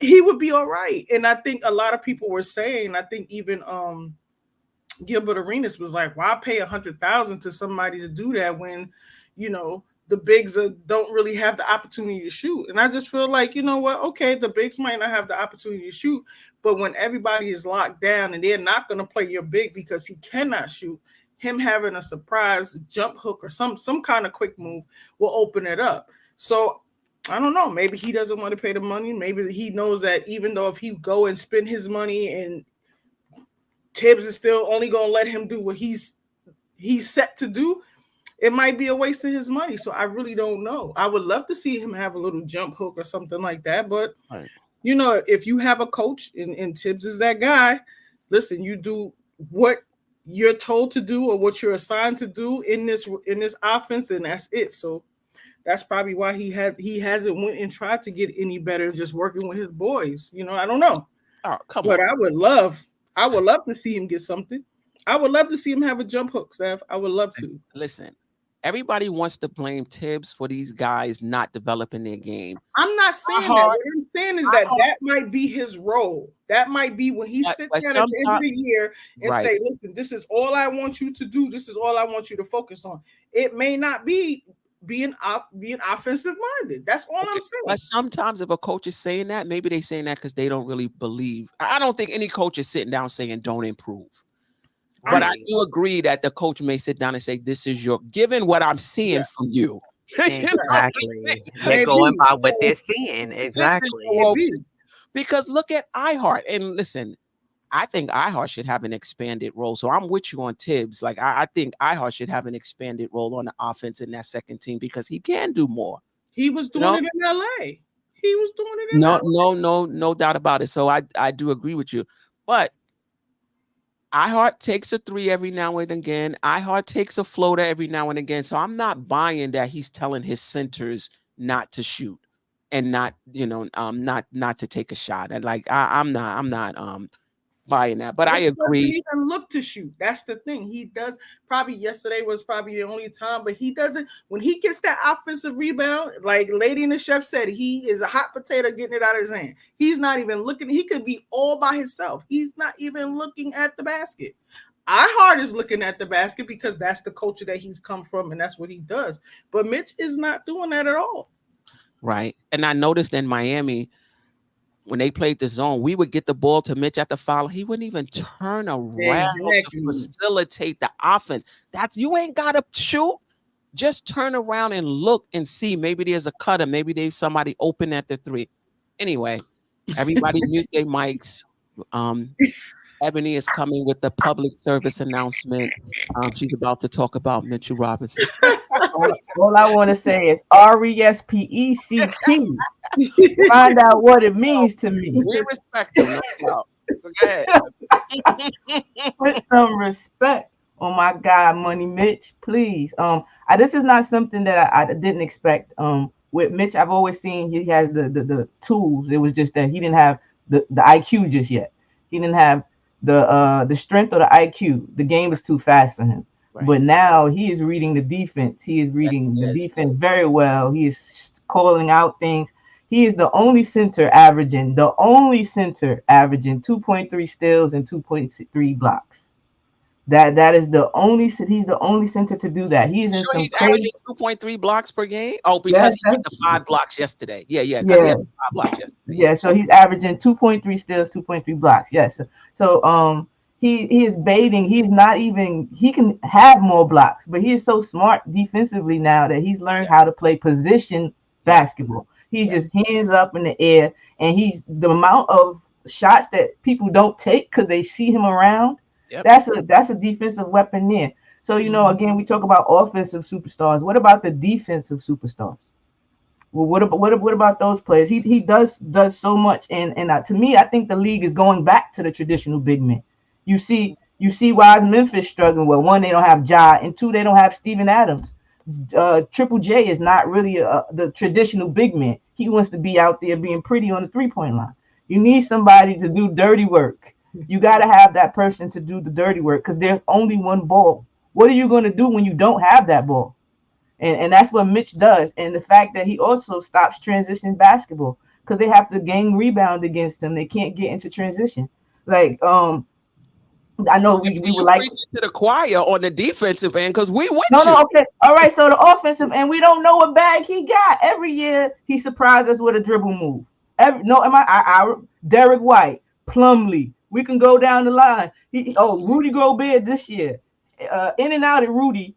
That dribble move actually was the dribble move he was doing I seen on Twitter. It was a dribble move he did in the workouts that we was talking about, and it would have went through had the other. He got doubled. He helped them and hit the ball out. I really wanted to see if they double it, Mitch, what's going on? If you got exactly, they did double. It was a mismatch though, but that's what happens. We don't hit those mismatch on a regular. We really don't. It's a lot of times where the point guard is on Mitch and they don't give it to him. You can turn around and dunk. Like let us see it at least. We've seen it once, and he did make the bucket. It wasn't pretty, but he made the bucket. Brandon Miller yesterday.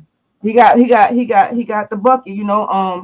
I saw that one ball. Like you see. Again, I'm gonna give you another example of the league going backwards. To the traditional big man. The Kings just went and got JaVale McGee because they needed a rim protector next to, they needed that person to do the dirty work.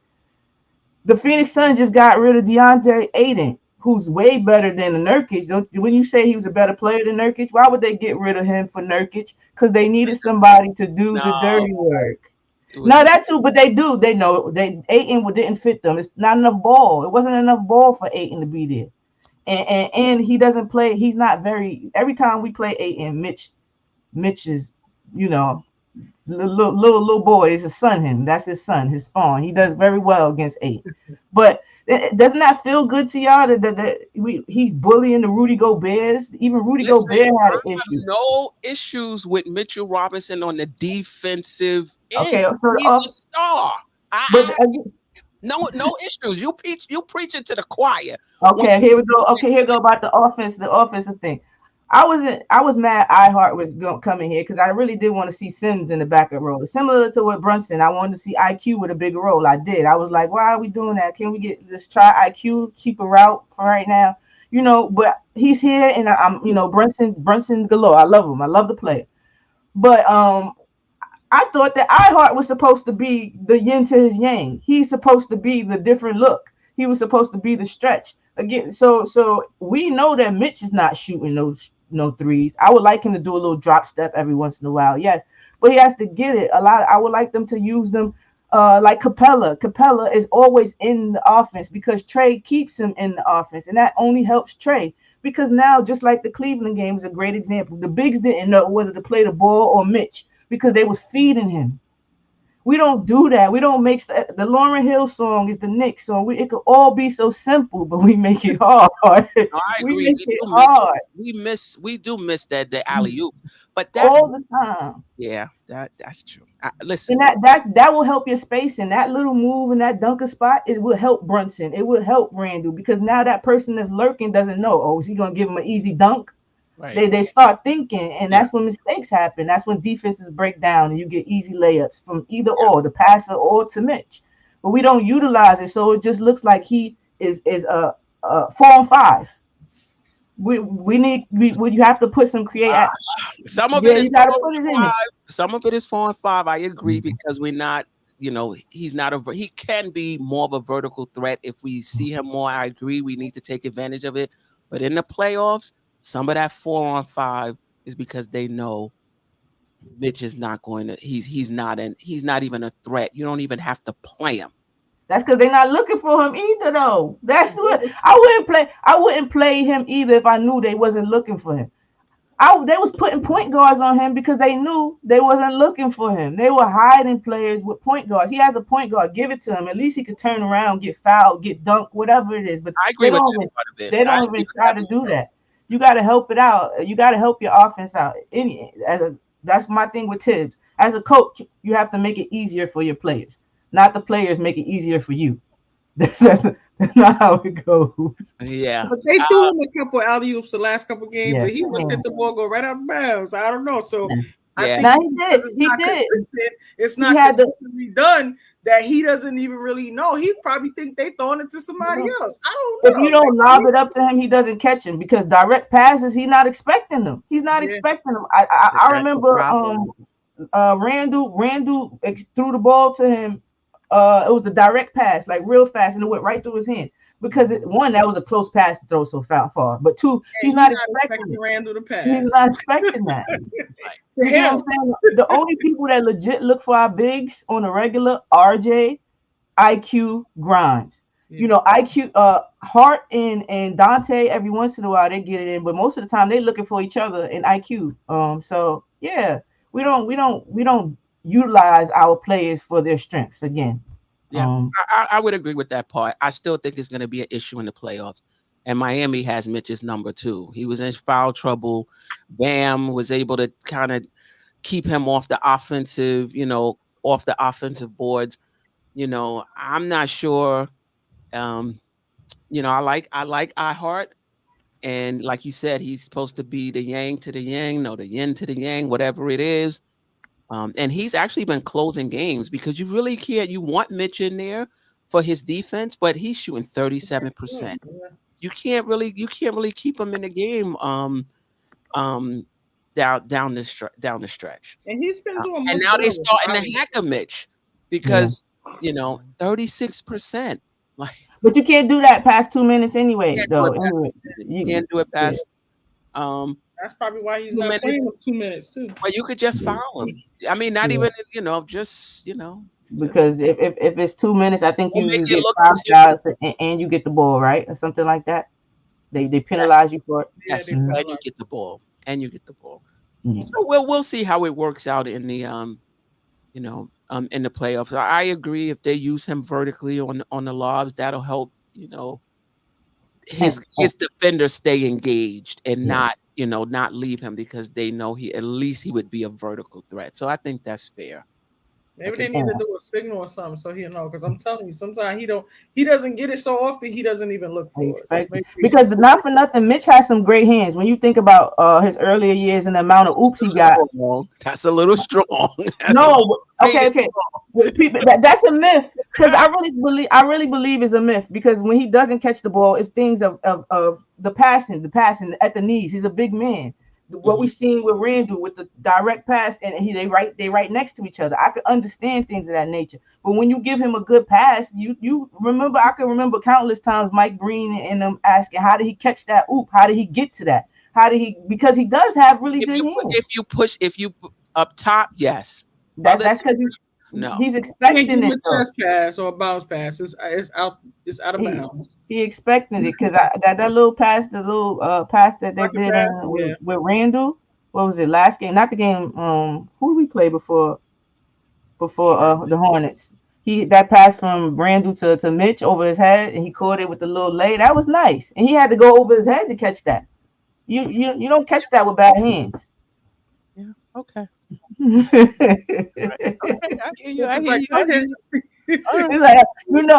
I've been doing this for a long time.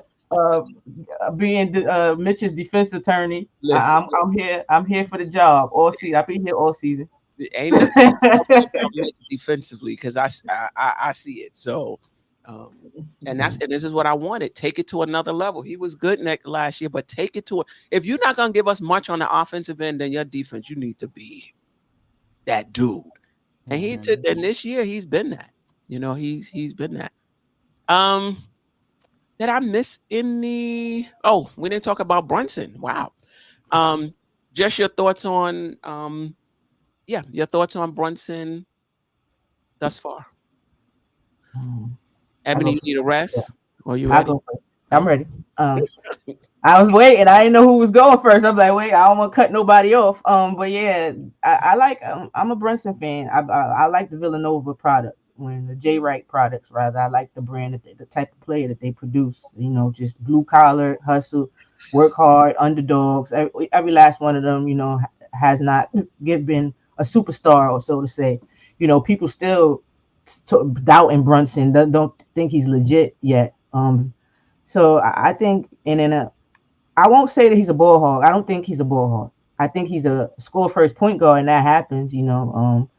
But to say he's a ball hog, no. What I would like him to do is pass more within the flow of the offense. Um, a lot of times he'll pass the ball if he needs help. That's the only reason he's passing it, because he needs help, and that could be at the expiring shot clock. I call Josh Hart the emergency exit, because that's literally when they give him the ball. When when the shot clock is expiring, or they it's a broken play, then they give it to the cutting Josh Hart, and he got to throw it up or whatever. So I call him the emergency exit, and Brunson uses him a lot with that. So yeah, I love his defense has improved. That was something that people were like a weakness of his, and I just think it's because he's Ebony, small. people love to hold on to their narratives because Jeff knew that his defense was better, and people almost had a seizure in the Oh chat. no, no, no! Like yesterday, he had some laps. I could tell you that he did have some. He playing off Brandon Miller like he wasn't a shooter. I didn't understand that, but other than that, he's this whole season. He's been the effort, like not dying on screens, getting over the screens, staying in front. His help defense has been on point too. His rotations, taking them charges, getting in them the passing lanes. He's caused turnovers just by being in the spot that they didn't expect him to be. So yeah, you got to give him his flowers. He's doing well, and his 3-point shot that will open up everything, because we already know that mid range assassin, that footwork is beautiful. So now you have to have people guarding up on him, and he's just, you know, barbecue chicken really. So I'm excited to see him still grow, because again, he's still young. People Yeah, fail to realize that. yeah. And he's understanding how to run his own team, not be behind somebody, be the leader of his own team now. He's still learning himself. And you can see it though, and I appreciate his he's on Twitter. You could definitely tell, because we was talking about him not passing to Mitch, and then the beginning of the game, what he do? He on Twitter. He in these Twitter streets too. We mean in the YouTube Twitter Right, street. right. Grimes But in school, I'm a, we was talking I about definitely. Grimes. The next day, he started putting the ball on the floor. I said, okay. They watch, and they watching. They know about Hey, these Knicks right. podcasts. Yeah, yeah. Lady in the Chef, your thoughts on Brunson this season? I think Brunson is playing fantastic. To me, this is Brunson's team. It's not Randle's team. Brunson is the leader. He's the general of the team. He orchestrates the offense. I think that he's doing a great job knocking down the threes. He's doing a great job keeping the guys in the team. One thing that impressed me with Brunson last season was in the playoffs. The Knicks would be down, and I would look at Brunson and his body language, and Brunson never had this look of like he gave up. He has this will to fight. Like, yo, I'm gonna do everything in my power to keep us in this game. And I think his dad speaks to him and tells him, truthfully, in my opinion, I think his dad tells him like, yo, when Randall's on his period, you got to go in and do what you need to do, because he's on his cycle this month. You know what I mean? He got cramps or something this week at his game. So I think he tells him like, yo, go ahead and be a leader. Go out there and do what you need to do. And I think Brunson does a great job at doing that, because the Knicks haven't truly had any leadership on this team. We haven't had a solid point guard who could orchestrate the offense, who can move the ball. And again, a lot of times, like you said, Hart is his emergency exit, which is true. But I think that's because, one, Hart, like DiVincenzo, another Villanova guy, they know how to cut to the basket. So that's why he's able to do that. Whereas Randle doesn't cut to the basket, but it would be nice if he did, because For that's an real. easy layup. Again, they're making the game harder for themselves. But Lauren I think Hill. Right. I think that Brunson's just been doing a lot of great things for the team. It just sucks that he doesn't have the group of guys around him to keep up with the pace of the game that he's playing. And I think that's one of the biggest issues is that a lot of people complain, oh, he's hogging the ball, he's not passing. The problem is the reason why he played and passed the ball a lot more in FIBA was because he had those group of guys around him who could shoot, who could drive, who could give you more than just standing there, like Ebony said, sometimes waiting for the ball, or just standing around camping out. You know, trying to give yourself a breather and catch your breath. So he doesn't have those players around him where he can comfortably dish and swish, and he can stand around and say, yo, I'm gonna let him bring the ball up and I'm gonna stand over here and I could give us some points over here and shoot, and not have to always bring up the ball and orchestrate the offense. You know, so it's unfortunate that, you know, I was just saying this on one of our last episodes, that I feel bad for him because he doesn't have the help that he needs on this team. And he's such a great player and he has the IQ and he plays with smarts.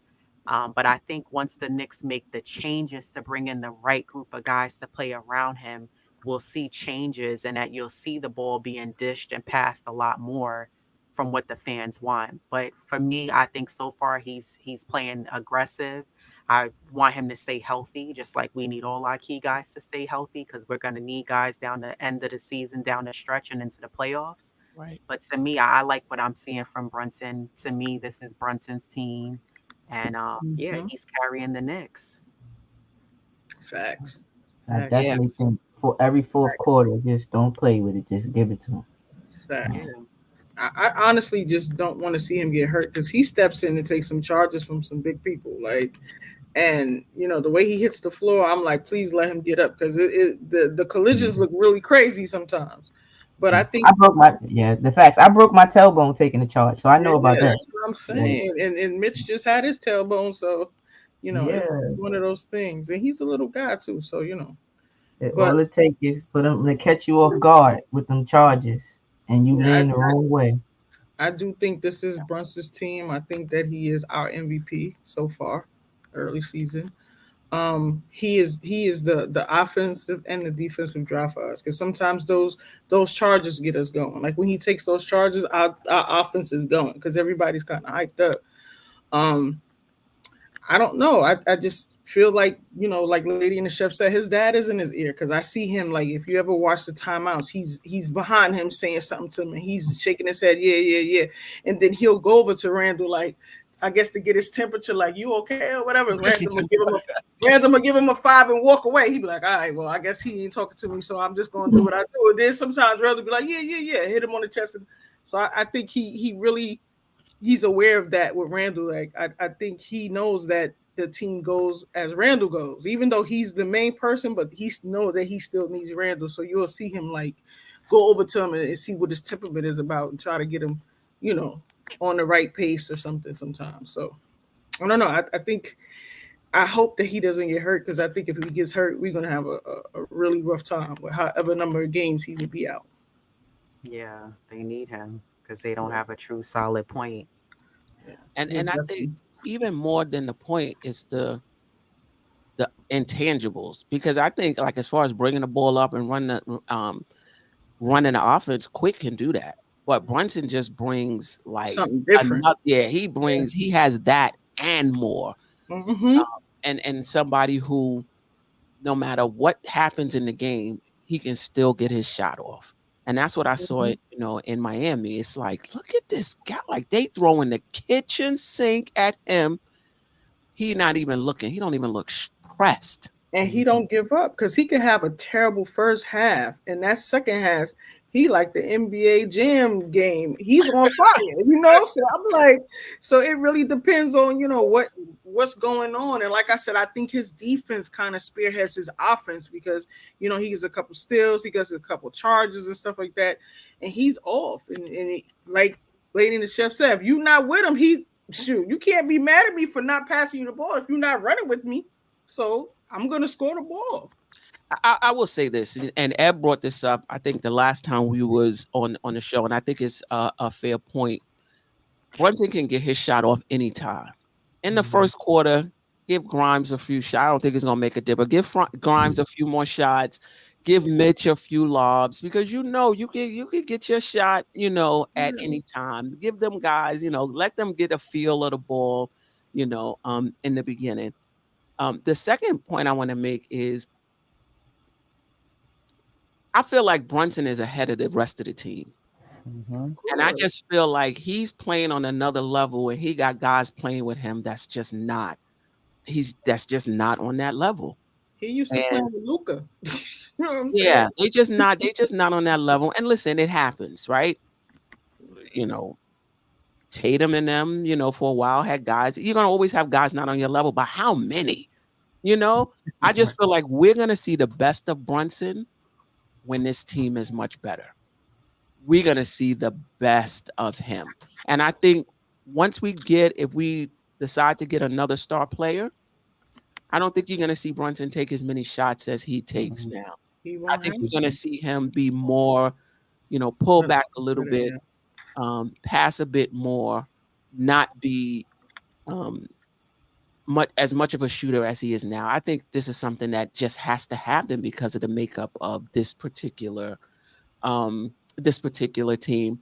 His defense has gotten better, and when you get into the playoffs, it's a whole nother level. We saw that last season, and I knew that going in.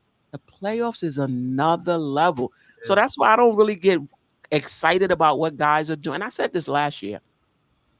I don't want to hear nothing until the playoffs. That's what's going to tell me the story about who is who, right? And I think it's the same thing this year. The playoffs, Quickly is playing out of his mind. Robinson is playing out of his mind. The playoffs is going to really tell the story for these guys. Right. Yeah, for sure. Where we at?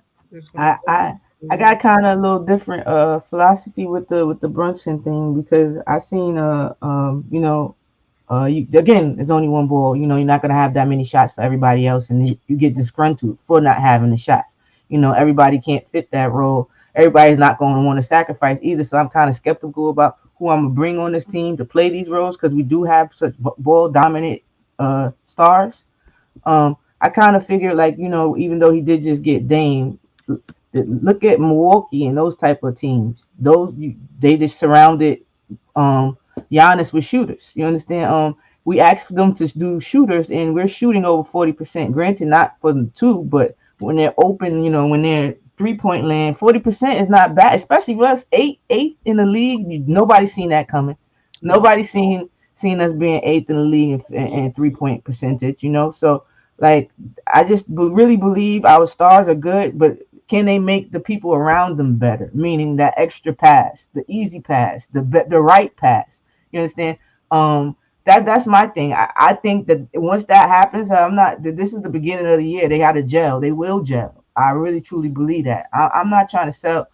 I really don't. I'm not looking for anybody. Who can we really get to make a difference? Who can we right now that's available to take us over that hump? I really don't. There's nobody. But when they become available, the Knicks got to be ready to jump. That's all I would like to build from within. I'm tired of wishing upon a star, y'all. I'm over it. I'm over the wishing on. Who would you build? You would do both. You build a team until somebody else becomes available.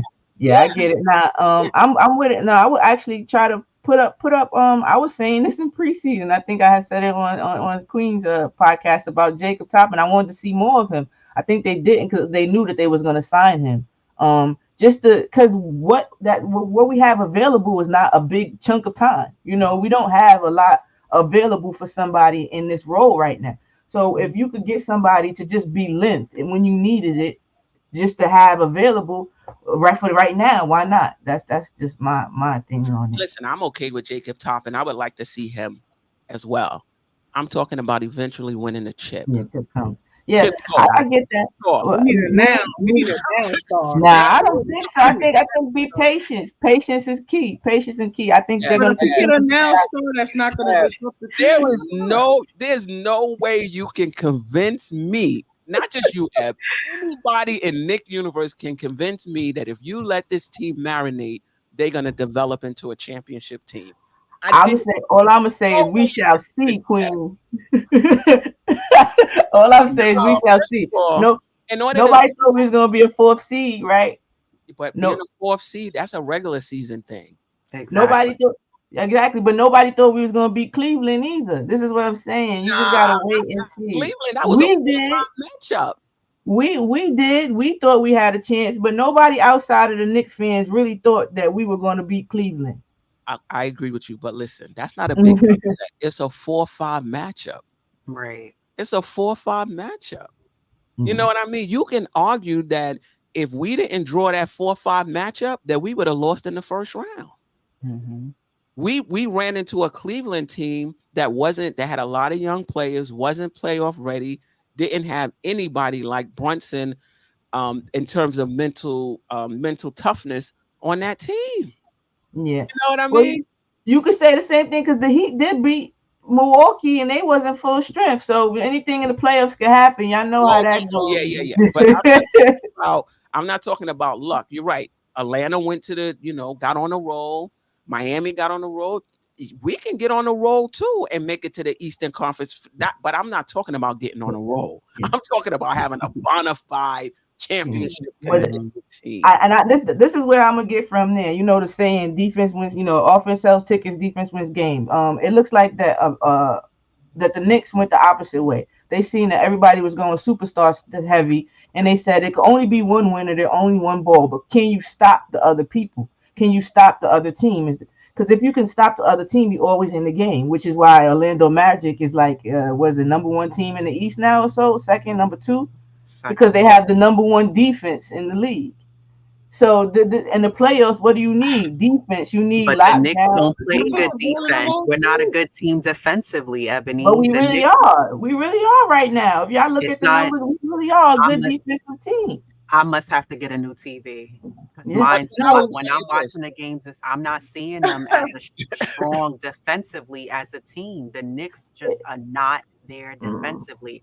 They're not there defensively. I mean, the stats do say we are a good defensive team, but you're right. It could be, Lady and the Chef, that it's early in the season and it just hasn't caught up with us yet. You're right. It's early. We will know later on in the season if the stats bear it out that we're this good defensive team. I agree with that. But I'm gonna say this: defense win championships. I think that's a college, high school thing.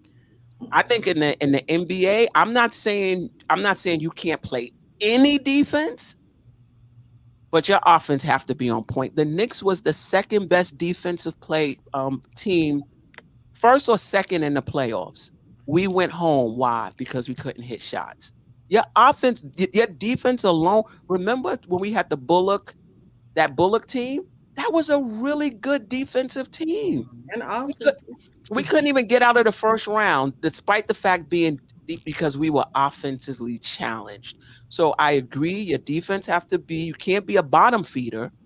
You got to have a decent defense. But your offense in this NBA, your offense has to be on point. You're going to be exploited because look at these teams. You're not going to be able to hold the team down in a 7-game series every single game. If your offense is not working, you got to have some offense to go with that defense. I definitely agree. I agree with you, Queen.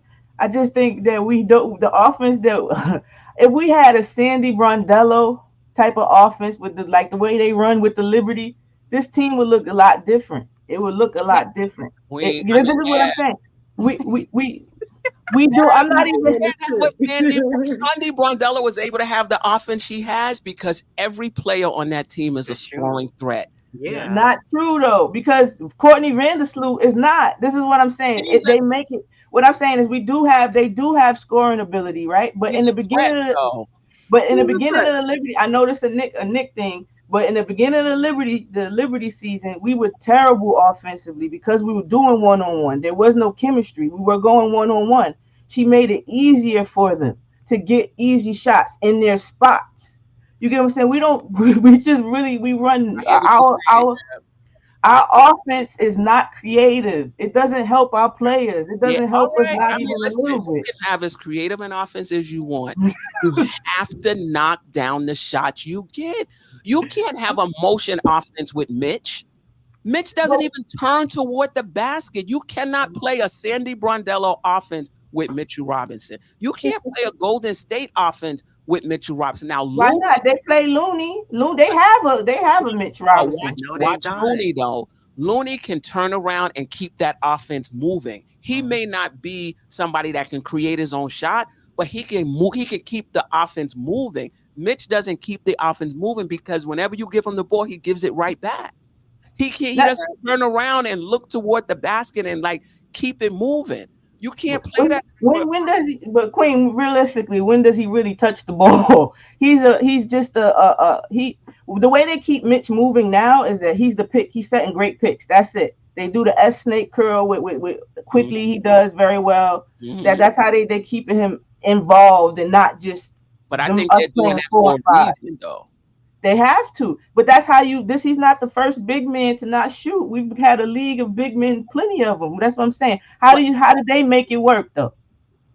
They didn't run no motion offense. I could tell. I'm not saying a motion offense. I'm saying if you see I'm picking and rolling and I'm rolling, hit me, please. That's what I'm with you. No, we don't do that. I'm not arguing that. I'm arguing Sandy Brondello offense with a Mitch and a RJ Barrett. Now RJ Barrett is shooting better this year, but last year you can't run no a motion offense with Mitch and RJ Barrett. I'd be like, okay, y'all. I would be looking at y'all standing right in the key while y'all running around. And you actually know why did the Liberty? What was the turning point in the Liberty though? It was when Wynn got into the joined the party. Right. When JJ joined the party, right? And Mitch is not a JJ. No, JJ wasn't a JJ. That's what I'm saying. JJ wasn't even a JJ this season. It took her a minute. She wasn't hitting 3-pointers consistently, and her jump shot wasn't consistent. But there's a difference between somebody game being off and somebody not having it in their bag. That's a difference. And with Sandy Brondello, she had a team that can shoot. She just had to convince them to share the ball and make it easy for yourself because everybody on this team can shoot. You're gonna try to convince them to play a motion offense. So I'm with you in terms of the pick and roll, vertical, all of that stuff with Mitch. I'm with you. No disagreement. Convincing him to shoot, that's a different story. You can. I'm not expecting him to shoot. I'm expecting to use the motion to get us more. Just not when I say motion, I mean pick and roll. So now you have to make a decision. Different. But what I mean, we don't do none of that. That's what I'm saying. It's none of that. We're running pick and roll. I'm thinking that you run Sandy Brondello's offense. I'm just saying multiple and Sandy Brondello's offense. There's just constant. You're not relocation. There's constant relocation. That relocation causes confusion on defense. You understand? So you get easier shots. That's all I'm saying. I'm not saying to run the exact shot. We just stand still though. We gotta have those players though. Yeah, agree. Any players, they still got to move though. We don't do that. And the lack of the coaching. It's the combination of the lack of the players to do that, and it's the coaching. Tibbs is not running that kind of offense. Unfortunately, he's staying with that. Tibbs ain't running nothing. That's what I'm saying. It don't matter. It's just a different player. The same thing. It was RJ was in that corner. It was Obi. It was Ken. It don't matter. Different face is somebody in that corner. You gotta be in the corner. You gotta be in the corner to space the floor. Yeah. I understand that. Say you gotta stay there, but you have to be in the corner to space the floor. But this is my thing. How come when DiVincenzo was in the corner, he'll cut, but when Grimes is in the corner, he won't cut? I just think a lot of the stuff that we're attributing to the offense is the players that we have. Exactly. I've seen Grimes cut, and again, Josh Hart does the same thing. He cuts, but we don't hit our cutters, so it's lazy, and they don't do it. It's like I'm offense or the players. I get what you're basically saying. There is a room to cut in this offense. But if you never get hit, is it really part of your offense? You understand? Is that really something? And because teams scout you, they scout you. I seen Drew Holiday call out our whole play. He didn't even move. He legit called out our whole play. But that's gonna happen. Okay, go ahead. I know that's gonna happen, but what I'm saying is we make it easier for that to happen because we're predictable. Our offense is predictable. There's going to be somebody in the corner. They're going to set a pick and roll on the ball. Everybody knows this, and it's nothing else. And then we be like, all right, do more in that situation to our players. And I feel that's a little unfair because you know what I'm saying? Like that's like trying to put I know we don't like to talk about the ghost of Obi, but he was not the type of player that we tried to make him. You understand? I felt like he was more of a should have tried more pick and roll or Mari Stoudemire type things, and we put him in Steve Novak role. So like, and then we killed them for it. You can't do that. That's all I'm saying. You can't do that. Fault? But who? I think Ebony, what Steph is asking is whose fault is that? Is that what issue does that lie on? Is that the player? I think that's Tibbs. I really think that's Tibbs because Obi is the type to cut. That's where his game is the best at. But if you have to stay on the floor, you're going to play within your system. Was telling him not to cut. I don't think he was telling him not to cut, but again, when you do cut, how many times did y'all see Obi that you be like, all right, yo, we missed him. But okay, they could have thrown him out. Players not taking advantage of all of the options in the offense. But who has the ball though? It ain't the other people that we said we got to get rid of. We got to get better. Who has the ball? That's what I'm saying. But to me, it's no balls on the players. The players we have are not taking advantage of the offense. I get it. But when I say players, I'm talking about the role players because Randle and them, they're gonna have the ball in their hand. 90% of the time. That's the role players' responsibility in practice. This is why when you in practice, you got to call things like that out and be like, yo, when I got the ball at the top of the key, I'm looking for you to cut. That's Randle's job to say that. That's Brunson's job to say that. RJ, these guys have to speak up. I agree. Vincenzo has that IQ. You guys got to speak up in practices and say, yo, I need you guys to move without the ball. Cut. I'm looking for you to throw you that bounce pass or throw you the pass. I see you. But I see y'all standing in the corners waiting for a shot. You got to move. So it's up to the players to speak up and say, yo, you got to move. But standing around is not working. Right. And when I'm saying it's the players, I'm talking about Brunson, Randle. I'm not talking about the role players. I'm talking about the players with the ball in their hand. They're not taking advantage of all of the options off of the offense. That's Brunson, Randle, and IQ. I'm not talking about the role players. I'm talking about them. They're not taking of that lob is there for Mitch. They're not taking advantage of it. People are cutting. They're not hitting them. They're not taking advantage of it. That's my thing with the offense. It's a read and react offense. It's going to look based on what the players are reading and reacting to. And we have players that want to do it themselves. I mean, that's we're not dangerous by ourselves though. That's my whole thing. Whenever we really do go one-on-one, that's when it's the struggle. That's when we struggle and it look like we can't get anything. When I got hyped because I saw RJ and Rand doing them in like a little spurt when they were getting each other easy baskets. And I thought I was like, I got excited, like, yes, like not my turn, your turn. Because remember Boston was about to blow it up had they not went to the finals because they didn't feel that was working. It was because it was my turn, your turn. And so I thought with Randle, RJ, and Brunson, they was playing a little 3-man game, 2-man game, whatever it was. They were giving each other easy baskets. And I was like, that's it. That's fun basketball. It was easy for us to get ball. You seen Randle getting easy 3-pointers, Brunson, RJ also. But when they start going, okay, you go, I go, is when it's like, okay, you're not going anywhere. We're not scoring anything. They waiting for y'all. So that's what I just mean. Just not even crazy movement. Just I'm at the baseline. I'm moving to the wing. Just that enough to make them think that you're moving or still involved in the offense. Right. That's all. I hear you. This is what I'll say about teams knowing your play. In the NBA, everybody knows what everybody else is running. There are no surprises. When you go to Golden State, you know exactly what Golden State is running. You know their offense down to a T. You know why you can't stop it? Because everybody is a threat. Everybody is a threat on Golden State. You take away the first option, they can go to the second one and execute it. You take away the second, they can go to the third and execute it. You go to take away the third, here come the first one. Curry coming back around again. So I'm with you on terms of moving the ball and getting easy shots. You don't have no pushback from me on that. I just think that we're overestimating the type of play we can get with these ball dominant players. I just think we're overestimating. There's going to be games when they pass it and it looks great, and there's going to be games when they don't and it looks terrible. And there's no element of surprise in the NBA. Everybody knows everybody knows everybody plays. They're scouted. You go through the game plan. Everybody knows. Mhm.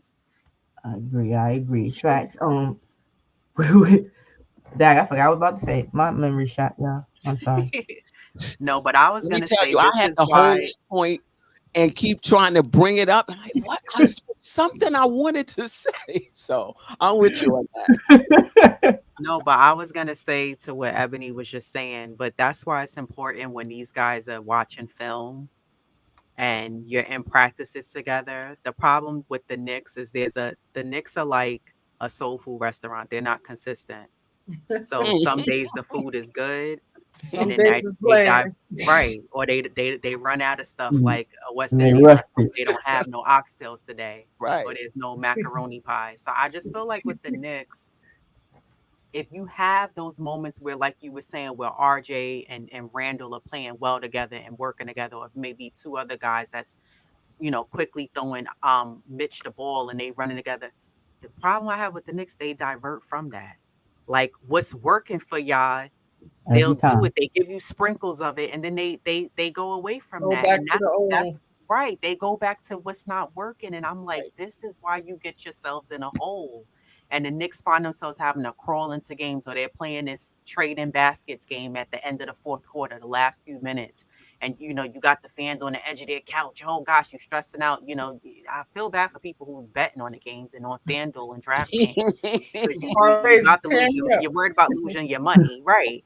But I Mhm. just think that it's the problem is the Knicks, they divert from what's working. And I think it goes back to when these guys are in practice and you're watching film, you got to call this thing out like, yo, me and you, let's keep working on what we do in our little moves so we can add that into the games, whether it's a combo with RJ and Randle, it's a combo with Quickly and Mitch, it's a combo with Brunson and Mitch. Like they have to be able to work on those things so that way they can implement that in games and not just, I'm gonna just sprinkle it here and there. It's not gonna work every time, but you have to be able to utilize it, and they don't utilize their strengths when they have those little duos that they have with certain guys have throughout the game. So But they I talk though. So even in games, because even with RJ being mic'd up, he was telling them like, listen, they're over rotating on my side. So when I get the ball cut, so it's in games where they could be having them discussions too. And I really don't think they do. Only a couple of them do have the discussion, But the game is about adjustments and who's gonna make the best adjustments for their team. And a lot of times we get stuck with, giving the ball to Randle or giving the ball to Brunson and then having them figure it out in the last couple minutes of the game. Mm-hmm. Yeah. I agree. I agree. So my question to the panel is, do y'all still have the same records for this year after seeing this team play the way they've been playing? That's a great Are point. y'all still at 50 wins? Are y'all at 55 wins? Because I need to know now. I'm a bringing homer. Not because of the Eastern Conference. This Eastern Conference. So you changing your numbers now? I mean, my numbers was 48 to 52. So Okay. I mean, I guess I could stay with that. But I'm just saying the Eastern Conference is a lot of these gimme games from last year, Orlando, Indiana. That's not going to be the case this year. Lady and the chef, because you said I think I 50? had it 50 and 32. Yeah. I have 50. Do you still think they're gonna win 55? Yeah, I'm 50. I believe in 10 versus the big 15. The big 15. Nah, I do. If you change it, because I'm an optimist, and I really felt that 45 to 50 was safe. And I still think those numbers are safe. But I just want to know for yours that went over 50, do y'all still feel that that's the window? I'm still with the 50 McNuggets. I'm going to do the 50 piece. I'm definitely the 50 piece. I think we have such a big team that we can throw different looks at a lot of teams that if you're not Milwaukee, Boston, even them, I'm still not really believers. The season is long, injuries happen, people look different when they missing a piece or two. So yeah, I'm gonna stick with 50. I'm gonna go strong. I did that last year. We fell a little short, but we was close. so 50 piece. We getting there this year. I tell you what, if we're gonna get 50, it's gonna be because Randle picking it up. Exactly. I mean, Randle can't be up and down, and we think we win in 50 games. Randle's gonna have to get back to his all NBA type season. And with RJ in support, IQ in support, and whoever else can come along. You right, Big 15, because we're just not a top. We're not a top heavy team. We're just Lady and the Chef, you still at 55? Yeah, I think I was at 50, like Ev. I was at 50 and 32. But my thing is that I do believe the Knicks could still win 50 games. I'm just, my biggest thing with them is like, I don't want the Knicks to lose that energy when the playoffs start, because the Knicks are known as that team that a lot of people don't take the Knicks seriously. They're taking the Knicks as, oh, they're just they're gonna win the first round and that's it.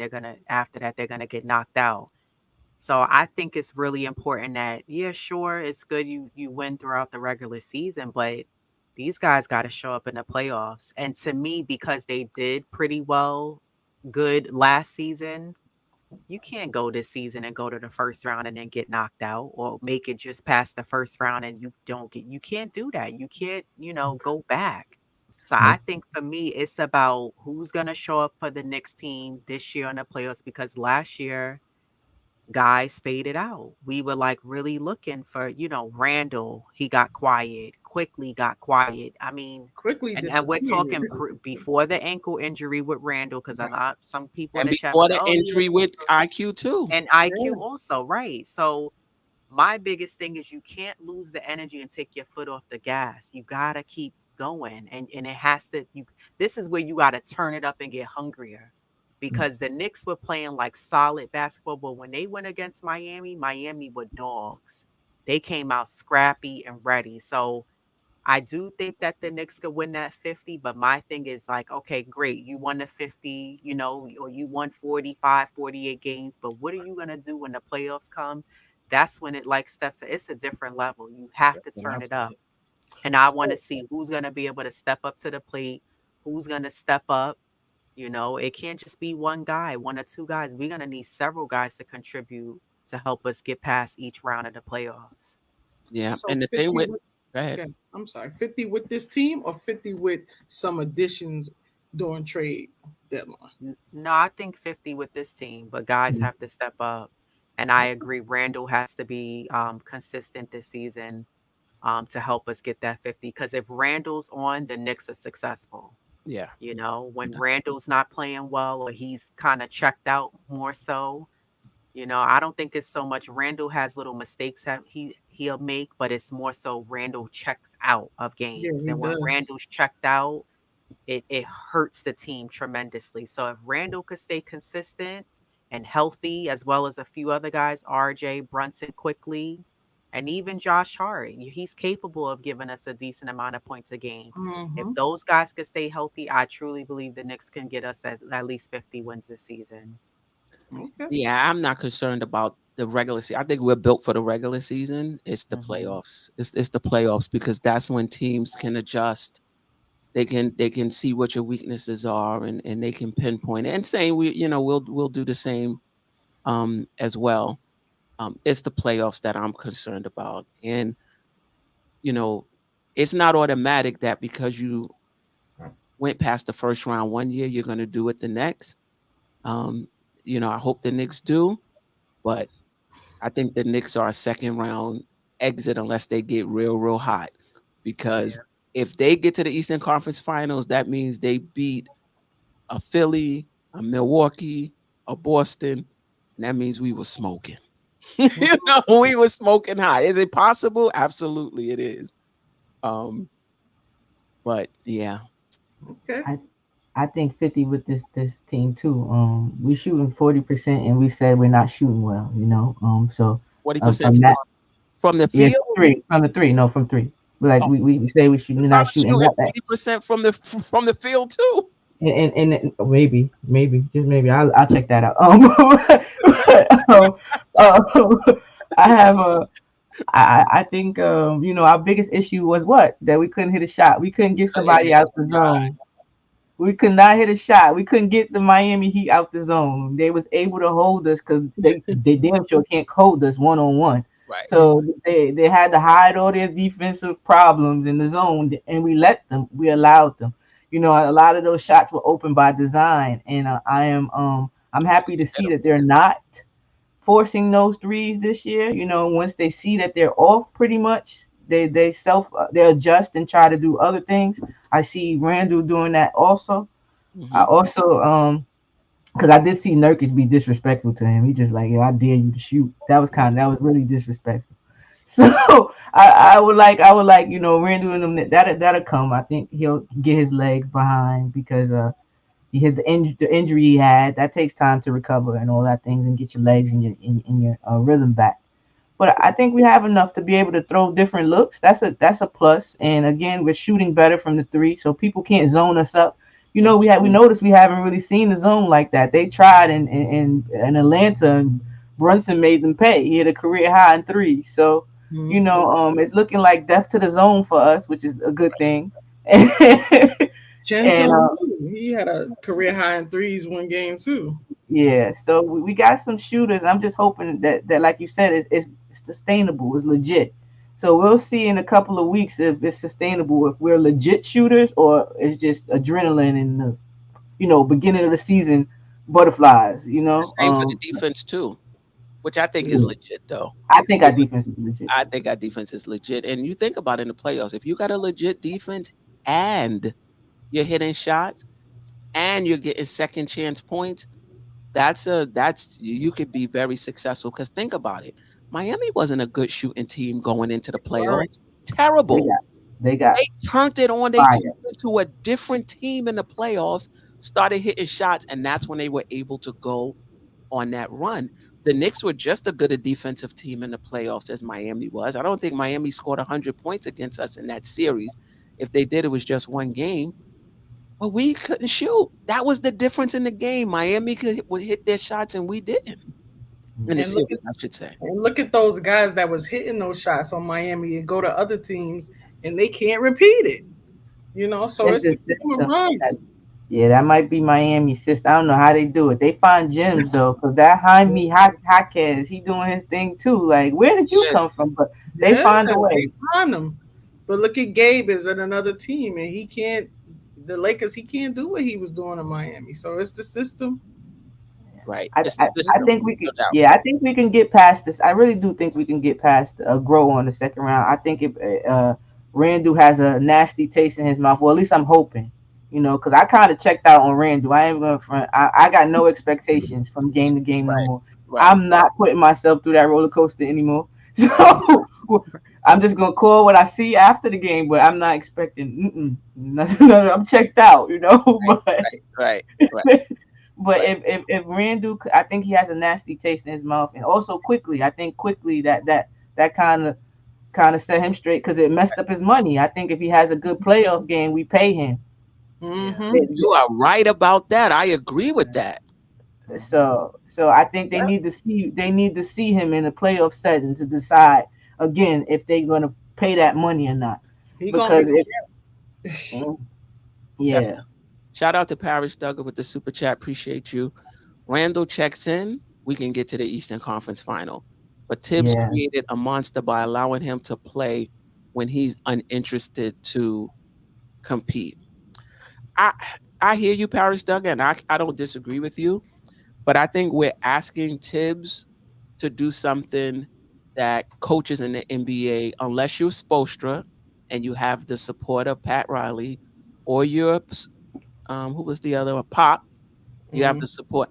These coaches not holding these star players. I mean, and I put this in parentheses for Randle, accountable. They're not sitting them on the bench because you did such and such. You'll see that in high school. You'll see that in college. You're not going to see that in the NBA unless it's Pop and Spo. Because the thing about coaching in the NBA, if you don't have the support of your top player, you're going to lose your job. You're not holding your job. If the top player is not in your corner, you're not going to be the coach on that team for a long time. And I believe that's one of the reasons why Tibbs doesn't sit Randle, hold him accountable, suspend him, and do all of these types of things. You're going to lose your job. I wish he kind of would, though. I would love to see how Randle, handles accountability. I'm gonna tell you how. He's gonna get upset with Tibbs. He's gonna pout some more, and he's gonna be terrible. He's not gonna listen to Tibbs, and they're gonna have to make a decision between Tibbs and Randle, and Tibbs is gonna be out the door. That's how I see it unfolding. Yeah. I guess. Yeah. Kirk. I guess he holds people accountable too. So yeah, he has, like you said, the backing. Randle, he held RJ, accountable. I remember him trolling RJ, kind of how he did Josh Hart. You remember when RJ was complaining? Yeah, I remember. He's not a star player. That's why he called him out for not going back to the gym and shooting. I remember that. Yeah. So I remember. Shout out to Paris. Salute to all you ladies. Sounding great tonight. Appreciate you. Paris. He said, not even Spo. Jimmy Butler almost fought him, remember, during the game. Oh, it's true. But if it came to it and they couldn't patch that up and coexist, Butler would leave before Spo. So, yeah. Because when LeBron James was here, there was a lot of things LeBron James wanted in Miami. I think people to fly on the plane with him and stuff like that. And they were like, nah, we don't do that. Yeah, Haslam was big on that interchange too. He was their muscle, the guy that held the players in check too. So they had extra backup in that case to make sure stuff didn't hit the fan. Correct. But I was about to say, you mentioned LeBron. Good. I was about to mention him too. He got people nervous right now. He just said we need to change. All he said was a lot. Had everybody, oh no, who leave? Who gets traded and fired now? Right. I think AD numbers is up in LA. He don't get it together. He's very inconsistent. I was looking at yeah. But I don't think he's talking. They're pretty close. I don't know if he's talking about AD, but I think he's putting pressure on that front office to make something happen. Paris Doug, I appreciate you. Well, Tibbs hasn't been extended yet. Just saying. You're right. Neither has the front office. I think it's a package deal. Oh, I think it's show and prove. Yeah, this is for everybody. I had mentioned it before. I think it's a couple of years together, with this kind of same lineup, same core really. And basically right now, if you don't show out, you gotta get out. I think I really believe it's show and prove, and that's from front office down. Tibbs, nobody is I think exempt from that. Yeah.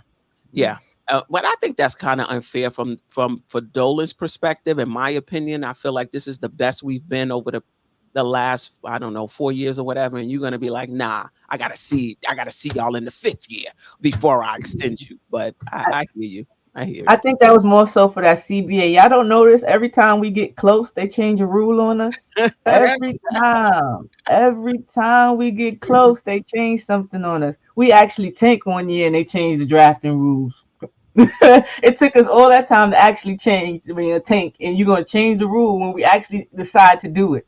Thank you, NBA. And then we get close to having a full team, and then the CBA punishes you if you go over the cap and things of that nature. Right. So when you sign these players, you got to be sure. It's hard to move them. You're absolutely right. It's going to be hard to move them. Yeah. All right. That's all I got. Is there anything we didn't discuss before we get out of here that you wanna talk about, or anything you want to say that's just coming to your mind? We didn't talk about the whole Josh Hart comments. Oh yeah, we didn't. I think Josh Hart has to find his way in the offense. Last night it was the same offense, and he was doing his thing, getting rebounds, going coast to coast, cutting back door, getting. You know what I mean? You gotta go get it. Get it. You know, but that's my take on Josh Hart. But it's not how you start, it's how And you do finish. what you did last night. Yeah. That's it. It's not how you start, it's how you finish. So you start on that wing and you just gradually go in as you always do. Like, Yeah. just play your I, game. I understood. I understood why he felt the way he feels. I really do. I do. I feel. You're not. That's not your position, and you're not that type of player, and you know that. Getting me. You understand? Like it's not like this is not who he's been his whole career. A high energy guy wants to push it into transition. What I did want him to do was help himself. He's a very smart player, but sometimes he's thinking too much. You're not the best shooter. You're not the best shooter. They're not going for that pump fake. They want you to shoot. So they're not putting your hands up. So when you do that, you give them time to recover now. Because they didn't go for the head fake. They just waiting for you now. And now you can't get by him. So yesterday, what I seen him do, which was the only thing I asked for him the whole season, to stop the hesitation. And that's what he did. It was like full speed. That first step is pretty quick. Use it. And I noticed he started a little far back from the three-point line to give him an extra step. You remember what RJ used to do when it didn't work? When he did that little step back, he tried to get to the basket and it never worked. I seen that yesterday. I don't want to see it again, RJ. Don't do it no more. Right. Don't do it no more, please. Thank you. But yeah, I just think it's like that. He gave himself some more room to run and start. So it's almost like he was in transition in half court. I kind of noticed he did that. And again, no hesitation. Maybe not thinking is the key for your jump shot. That happens to some people. Right. Yeah. Right. Just do it. Yeah. Shout out to Wiz. BKLA, appreciate you. Amazing panel, brilliant analysis with great comedy. I know. Got some food references in here. Everybody hit the chat. We got 83 in the chat. Oh, excuse me. We got 83 in the chat. We got 84. So people was hitting the like button before they left. But if there's anybody in here who hasn't hit the like button yet, please do so. Appreciate y'all stopping by. Anybody else comment on Hart? I think Tibbs basically said he's in his same role. His usage is up. He didn't think anything needed to change. I think Tibbs is gaslighting. You changed his whole position. Stop it, Tibbs. But he changed his position, but the position in everything. You get what I'm saying? Like he's a backup four. He had Obi also. Remember, him and Obi had that connection and the transition. He'll pass it up, run up, Obi give it back, or Obi will dunk it. Now it's just him, and he has to start because he has to rebound. He can't leak out. Yeah. So he has to help rebound. That takes a strength of his away. He can't leak out, and now he has to start way back here if he's trying to push the ball, which he still does and gets away with because he's so quick with the ball. So he's still able to get sometimes into the transition, but not as much as he would like. I know that. Right. But I think a big part of Josh Hart was coast to coast anyway. Yeah. I mean, him and RJ Barrett was the two players last season. I mean, we're better in fast break points this year that would get fast break points. And that was because they would rip it off the rim and take it coast to coast. So he could still do that. He has been doing it a little bit, but that's listen, a little bit. Josh Hart a little bit. I don't think he gets sleep. You know, he got those hasn't twins. been- So that's what that is. Say that again, Chris. I said I don't think he's getting much sleep. You know, he just had those twins with him and his wife, so he might be not getting much Randle sleep. had his That's worst what it season is. when he had his second child. Yeah, I think that's what it is. He in his fields right now. He all right. But his energy hasn't been the same either, Josh Hart. And Exactly. So, He's tired. both things can be true. He's playing. I said earlier in the season, I think that he bit off more than he can chew. Last year was the first time. Yeah, last year first he had twins, right? He got the newborn. This is the first time you make the playoffs with New York, so you have an extended season for the first time, and then you go play FIBA on top of that. So I just think that he bit off a little bit more than he could chew, and I think the same thing with Brunson. You seen in the beginning of the season he was struggling a little bit. It was a little like, all right, Brunson. Like they had people talking about the book is out on Brunson. You remember? Put the big person on. They know how to guard him. Blah blah blah blah blah. Whatever. Only person guard Brunson is Brunson. That's how I feel. So yeah, I just think with Josh Hart, he bit off a little bit more than he can chew, and he's suffering from maybe fatigue. Yeah. I think And listen, him playing a different position may have something to do with it, but I don't think that's the sole reason why he's looked the way he looked. I drafted him. I had to drop him. You know what I mean? On my fantasy really, team. but I'm surprised his stat stuff ain't he like assists, but not the points, but assists and rebounds. But he hasn't been doing that. Exactly. That's why I got him. I was him and Herb Jones. I'm like, I don't even need y'all to score. I just need the points, assists, a steal, and he wasn't doing that. Last night, though, hopefully he might still be on the waiver wires. But last night, I doubt it. maybe he the type of player you need to get a little angry. There's some players like that. You never know. Maybe he's trying to spark plug himself. Right. Right. Yeah, you might be right. You might be right. No, I noticed the common thing with him and Grimes yesterday was it was no hesitation. Yeah, I agree. I think that's the key. He has to get out of his head, Josh Hart. Right. And then he also he overpasses sometimes. I'm like, dude, take the shot or drive. He want to pass it. And I think if he stops doing that and gets back to that high energy, how he was playing last season, and I think he can make that turnover, that crossover this season and get back to that. And I hope he does and it stays consistent. Right. But so far, at the top of this season, minus the last game, I'm like, he doesn't look the same. I think I called it chill hustle. It's just not the same as the hustle he had last season. So we'll see. You know what I call him? Emergency exit. Well, they trust each other, so I'm sure he trusts him enough to get a shot up or at least make it. So. But the craziest part, sorry, go ahead. Yes, I got. He said he hesitates on the shots because he's not really a catch and shoot guy. He needs to be in rhythm, and sometimes he gets the ball. He's not ready to, ready to shoot. That's not his game. All right, put it on the floor and take it into the basket. Draw the defense and kick it out to somebody else. Yeah, he's smart.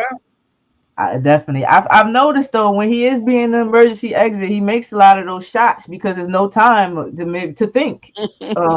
That's serious. Like he'll come across the lane, that little floater he does, the shot he does in the middle over there that he likes to do in the paint, that goes in most of the time when the shot clock violation is about to happen. So the key looks like, Josh, don't think no more. Just clear the mind and let it go. Just let it go. Monica. Yeah, get on your RJ. Just stand there. Right. RJ be on his Monica heavy. Yeah, I need listen, RJ, man. I'm the only one on the panel on Thursday nights that bought. We did bought, stole, or hold, and they killing me in the chat. Now that he's not playing well. Oh, you bought too soon. RJ, I need you to come on. I need you to come back around. You had the migraines, just a little hiccup. I need that shooting. I don't need you to be at 50. You were 30 last year from 3. Just get the 35. Get the 35% from 3, and I'm happy. Come on. He might show up on Tuesday, Steph. It's a big game. Sometimes he play big. Nah, he's good. He's good. I just need that 3-point at 35. I'm cool. I like that. The fact that he's like our foul merchant. Like he can get to the line at will now. They're actually calling that foul for him. Yes. Get to the line. Yeah, that was crazy. I'm like, all right, he getting the little star whistle. I see you. I see you. Yeah, over 80% playing defense. I'm good. 35% though. Two-way RJ. Did y'all think it would happen? Did you think we would talk about two-way RJ again? I mean, that's what he was the second year for the most part. Did I think we would talk about it again? No. But I'm happy. Yeah, I am happy he's doing his thing and the grown man strength, and I said I wasn't surprised by RJ because Canada's coach kind of told, I think, when he said that RJ knows how to find his shot without offense. I said he figured it out. That's what I said in my. He figured it out, like, because that's basically that's all you need to do. But one thing I can say is that he is still playing very much at his own pace, kind of like it's not rushing still. He's not. He did that one backup play that made me have deja vu. I had PTSD. I was like, no, RJ, no, we don't want that no more. Right. Just almost like that pass that Randle did when he jumped up in the air the other game. I was like, please, no, not this again. Right. Not this again, please. No, we moved on from this. Yeah, they'll have a hiccup every now and again. Yes. You go back to what you know. I understand that. Yeah, I definitely do. Yeah, for sure. All right. Anything else? Any last words or any other comments before we close out? I got the Knicks winning tomorrow. Oh, you're playing Detroit, so hopefully we can beat them at least by 20, 25. Yes. I would say 30, but that's a big ask. That's on my wish list for Christmas for Santa. So if we have a lead by 20 in the fourth, we can extend it to 25, 30, but I definitely have them winning tomorrow. Now, Detroit, we was talking about this before the game, Lady and the Chef. Detroit has lost, 13, 14, 15 in a row, something like that. So they're due for one. I just don't need not against us. I don't need us rolling in there like Team Tylenol, so they can heal from their wound just in time. You know what I mean? I need us to win tomorrow. Trying to be their spark, save their season. We ain't trying to do all that. I agree. Didn't they just get blown out by the Wizards? Right? Yes. Yeah. We can't lose to this team. I'm sorry. I don't underestimate anybody in the NBA. I really don't. But if you get blown out by the Wizards, though, my team cannot lose to you. Right. And you know how the fan base is. We're gonna be on fire with this, like right now. I would hate to see the next podcast if we do. Right. It's calm right now in the sea. You know how we are. We get going a 2-game winning streak. Oh my God, we going to the championship. We lose 2 in a row. Oh my God, I don't know. Nothing about Knicks podcast is gonna be on fire. I don't know. We lose to Detroit. Forget it. Oh my goodness. Yeah. I might take a break from social media. Oh man. But I don't know if he's because I'm really not keeping track of Detroit. I just know they're having a terrible time over there. And I remember the fans telling me that they was gonna have a better season than us. I remember that. Yeah, don't look like that's gonna happen. Our fans were saying that? No, Detroit fans. I literally was having arguments with Detroit fans that they was gonna be just better team than us. Well, they just got blown out by the Lakers 133-107 today. So they trying to save people jobs because the Lakers is the Lakers going through something too, right? So we can't. What matchups are y'all guys looking for before we leave for Detroit? I don't even know who's playing for them. When I looked at the box score the other day, Doran didn't start, even though he had a double coming off the bench. I don't know if he's coming back from injury or not. He didn't have one. It would be Cunningham and RJ Barrett. Yes. Yeah, that was a good one. And the Thompson, I'm looking forward to seeing what he do. The rookie, right? Azul, right? Yeah, he's been balling. He had 12 and 6 in the Lakers. Who's this? The twins, Azura Thompson. Oh, the twins. Yeah. That's true too. Yeah, you know what I'm excited to see? I want to see Mitch. They got bruises supposedly, and I didn't forget all the people that Jalen Durant. Yeah, 6.7 today. 6.7. They got Isaiah Stewart too. Durant not really, not no more. What's this second year? It's the second year, right? Isaiah Stewart had 12 and 3 today. Mitch is in his 6th year. Yeah, I know that. I understand there's levels to this. But tell the other people coming at Mitch for that. Like, oh, we can replace him with Doran. No, you can't. Like, there's levels to this. There is. But you got to say, Doran is better than Mitch was in year 2. Oh, so 6 years from now, he might be better than Mitch 6 years from now. You know what I mean? I mean, 4 years from now. Mitch probably be at the end of his career, so that can't do that. They can't go. No, you're right. If you're talking about roster building and timelines, then absolutely, you're absolutely right. But if you're talking about talent, I don't know. I'm not a Jalen Duran believer. Like, that's why I was so happy about Mark Williams, because a lot of people on Knicks wanted him over Mitch. They were just trying to get rid of Mitch. So that's why I've been his defense attorney, because I felt like I have to. Attorney and eternity together. So. Yeah. Mm-hmm.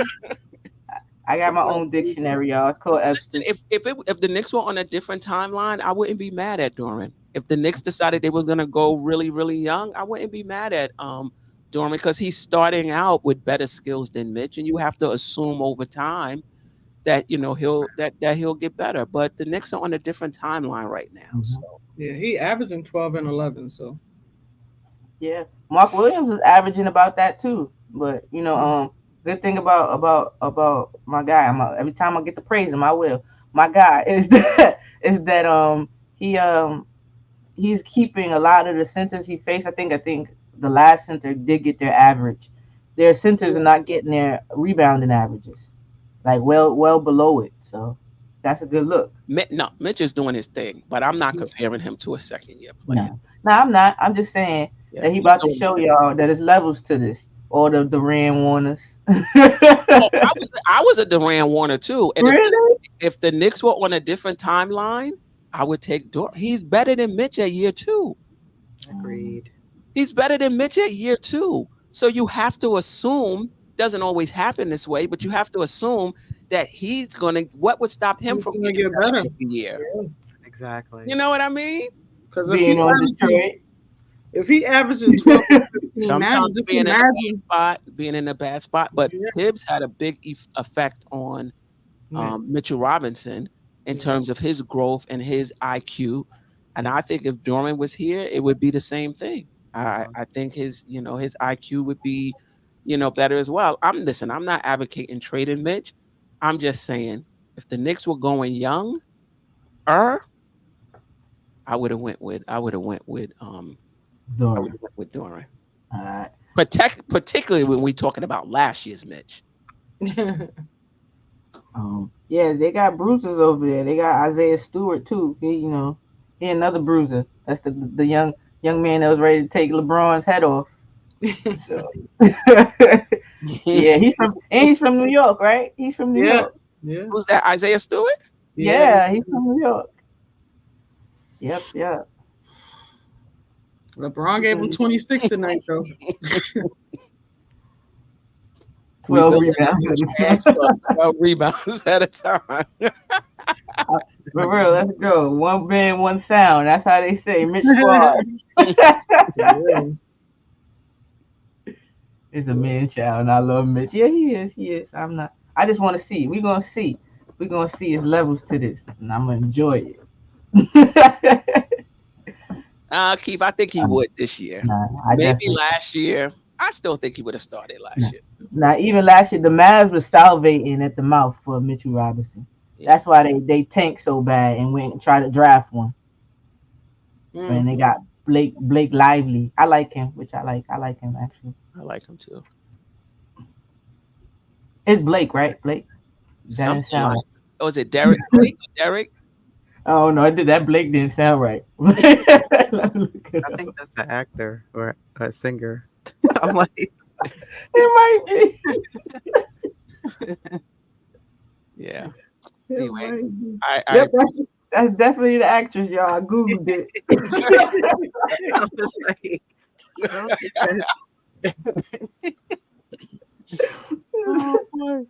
all right, let's go around for last words, and then let the chat know where they can find you, and then we out of here. Okay, I go first. Okay, I go first. Yeah. Go quiet. I don't have any final words. You know, I'm just gonna wait to see what this team is about. Really, I think we're real, but you know, we have to see. Hopefully, I'm correct. Maybe I'm manifesting. Who knows? But I'm gonna keep it positive. Than if I'm a manifest. I just think our stars have to be a little more selfless. I know that's not in their game, but just a little bit more, just a little bit. Mhm. And you can find me on Twitter, Mad Knick Fan. I do the pregame spaces before each and every game, and on post game I'm with Nick of Time, and also I'm part of the VSN family. Shout out to all my peoples, appreciate you. Yeah, and that's it. Yeah, I don't have any last words. Just let's go Knicks. You can find me on Twitter, BxChris169. I'm not on Instagram or anything like that. Only Twitter. Well, X now. Right.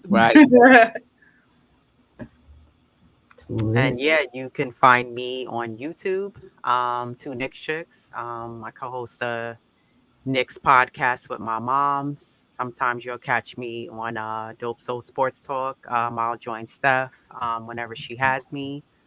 Every month on the all women's panel on Dope Soul Sports Talk as well. And yeah, I'm going with the Knicks winning tomorrow's game, I think, and then against Toronto also on Saturday. So fans would say Friday. Let's go Knicks. We need to beat those cheaters by 1 billion. Right. Yeah. Cheaters never prosper. Right. Salute to you too, Steph. Thanks for having us. Yeah. Of course. I'm loving this. I'm loving this. And shout out to everybody. We disagree on that whole ball movement on different aspects of it, but I appreciate I just appreciate having different views.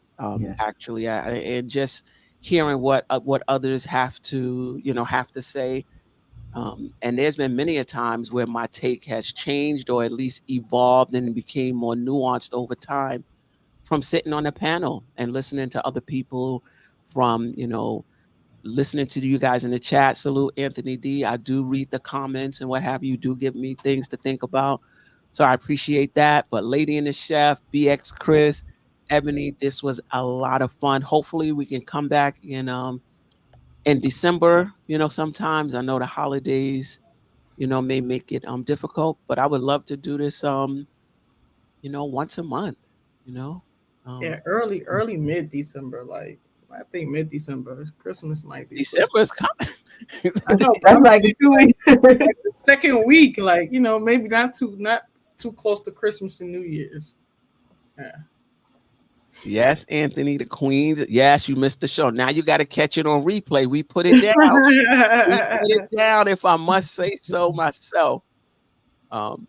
Actually. Anyway, until next time, family.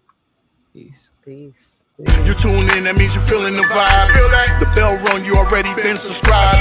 Right now, the queen, she on live. Please pull over the whip, no phoning when you drive. Dope Soul sporting with the talk. First lady from New York, Brooklyn. All my people, you rocking with the chat. That like button would tell me where you at. Step from the NBK, born and raised up NBK. Hey, real lady where she holding it down. No matter how you feel, she gon' greet you with a smile. Sister, you one of a kind. Yes. Sister, it's time you That's shine. Dope Soul. Where you at?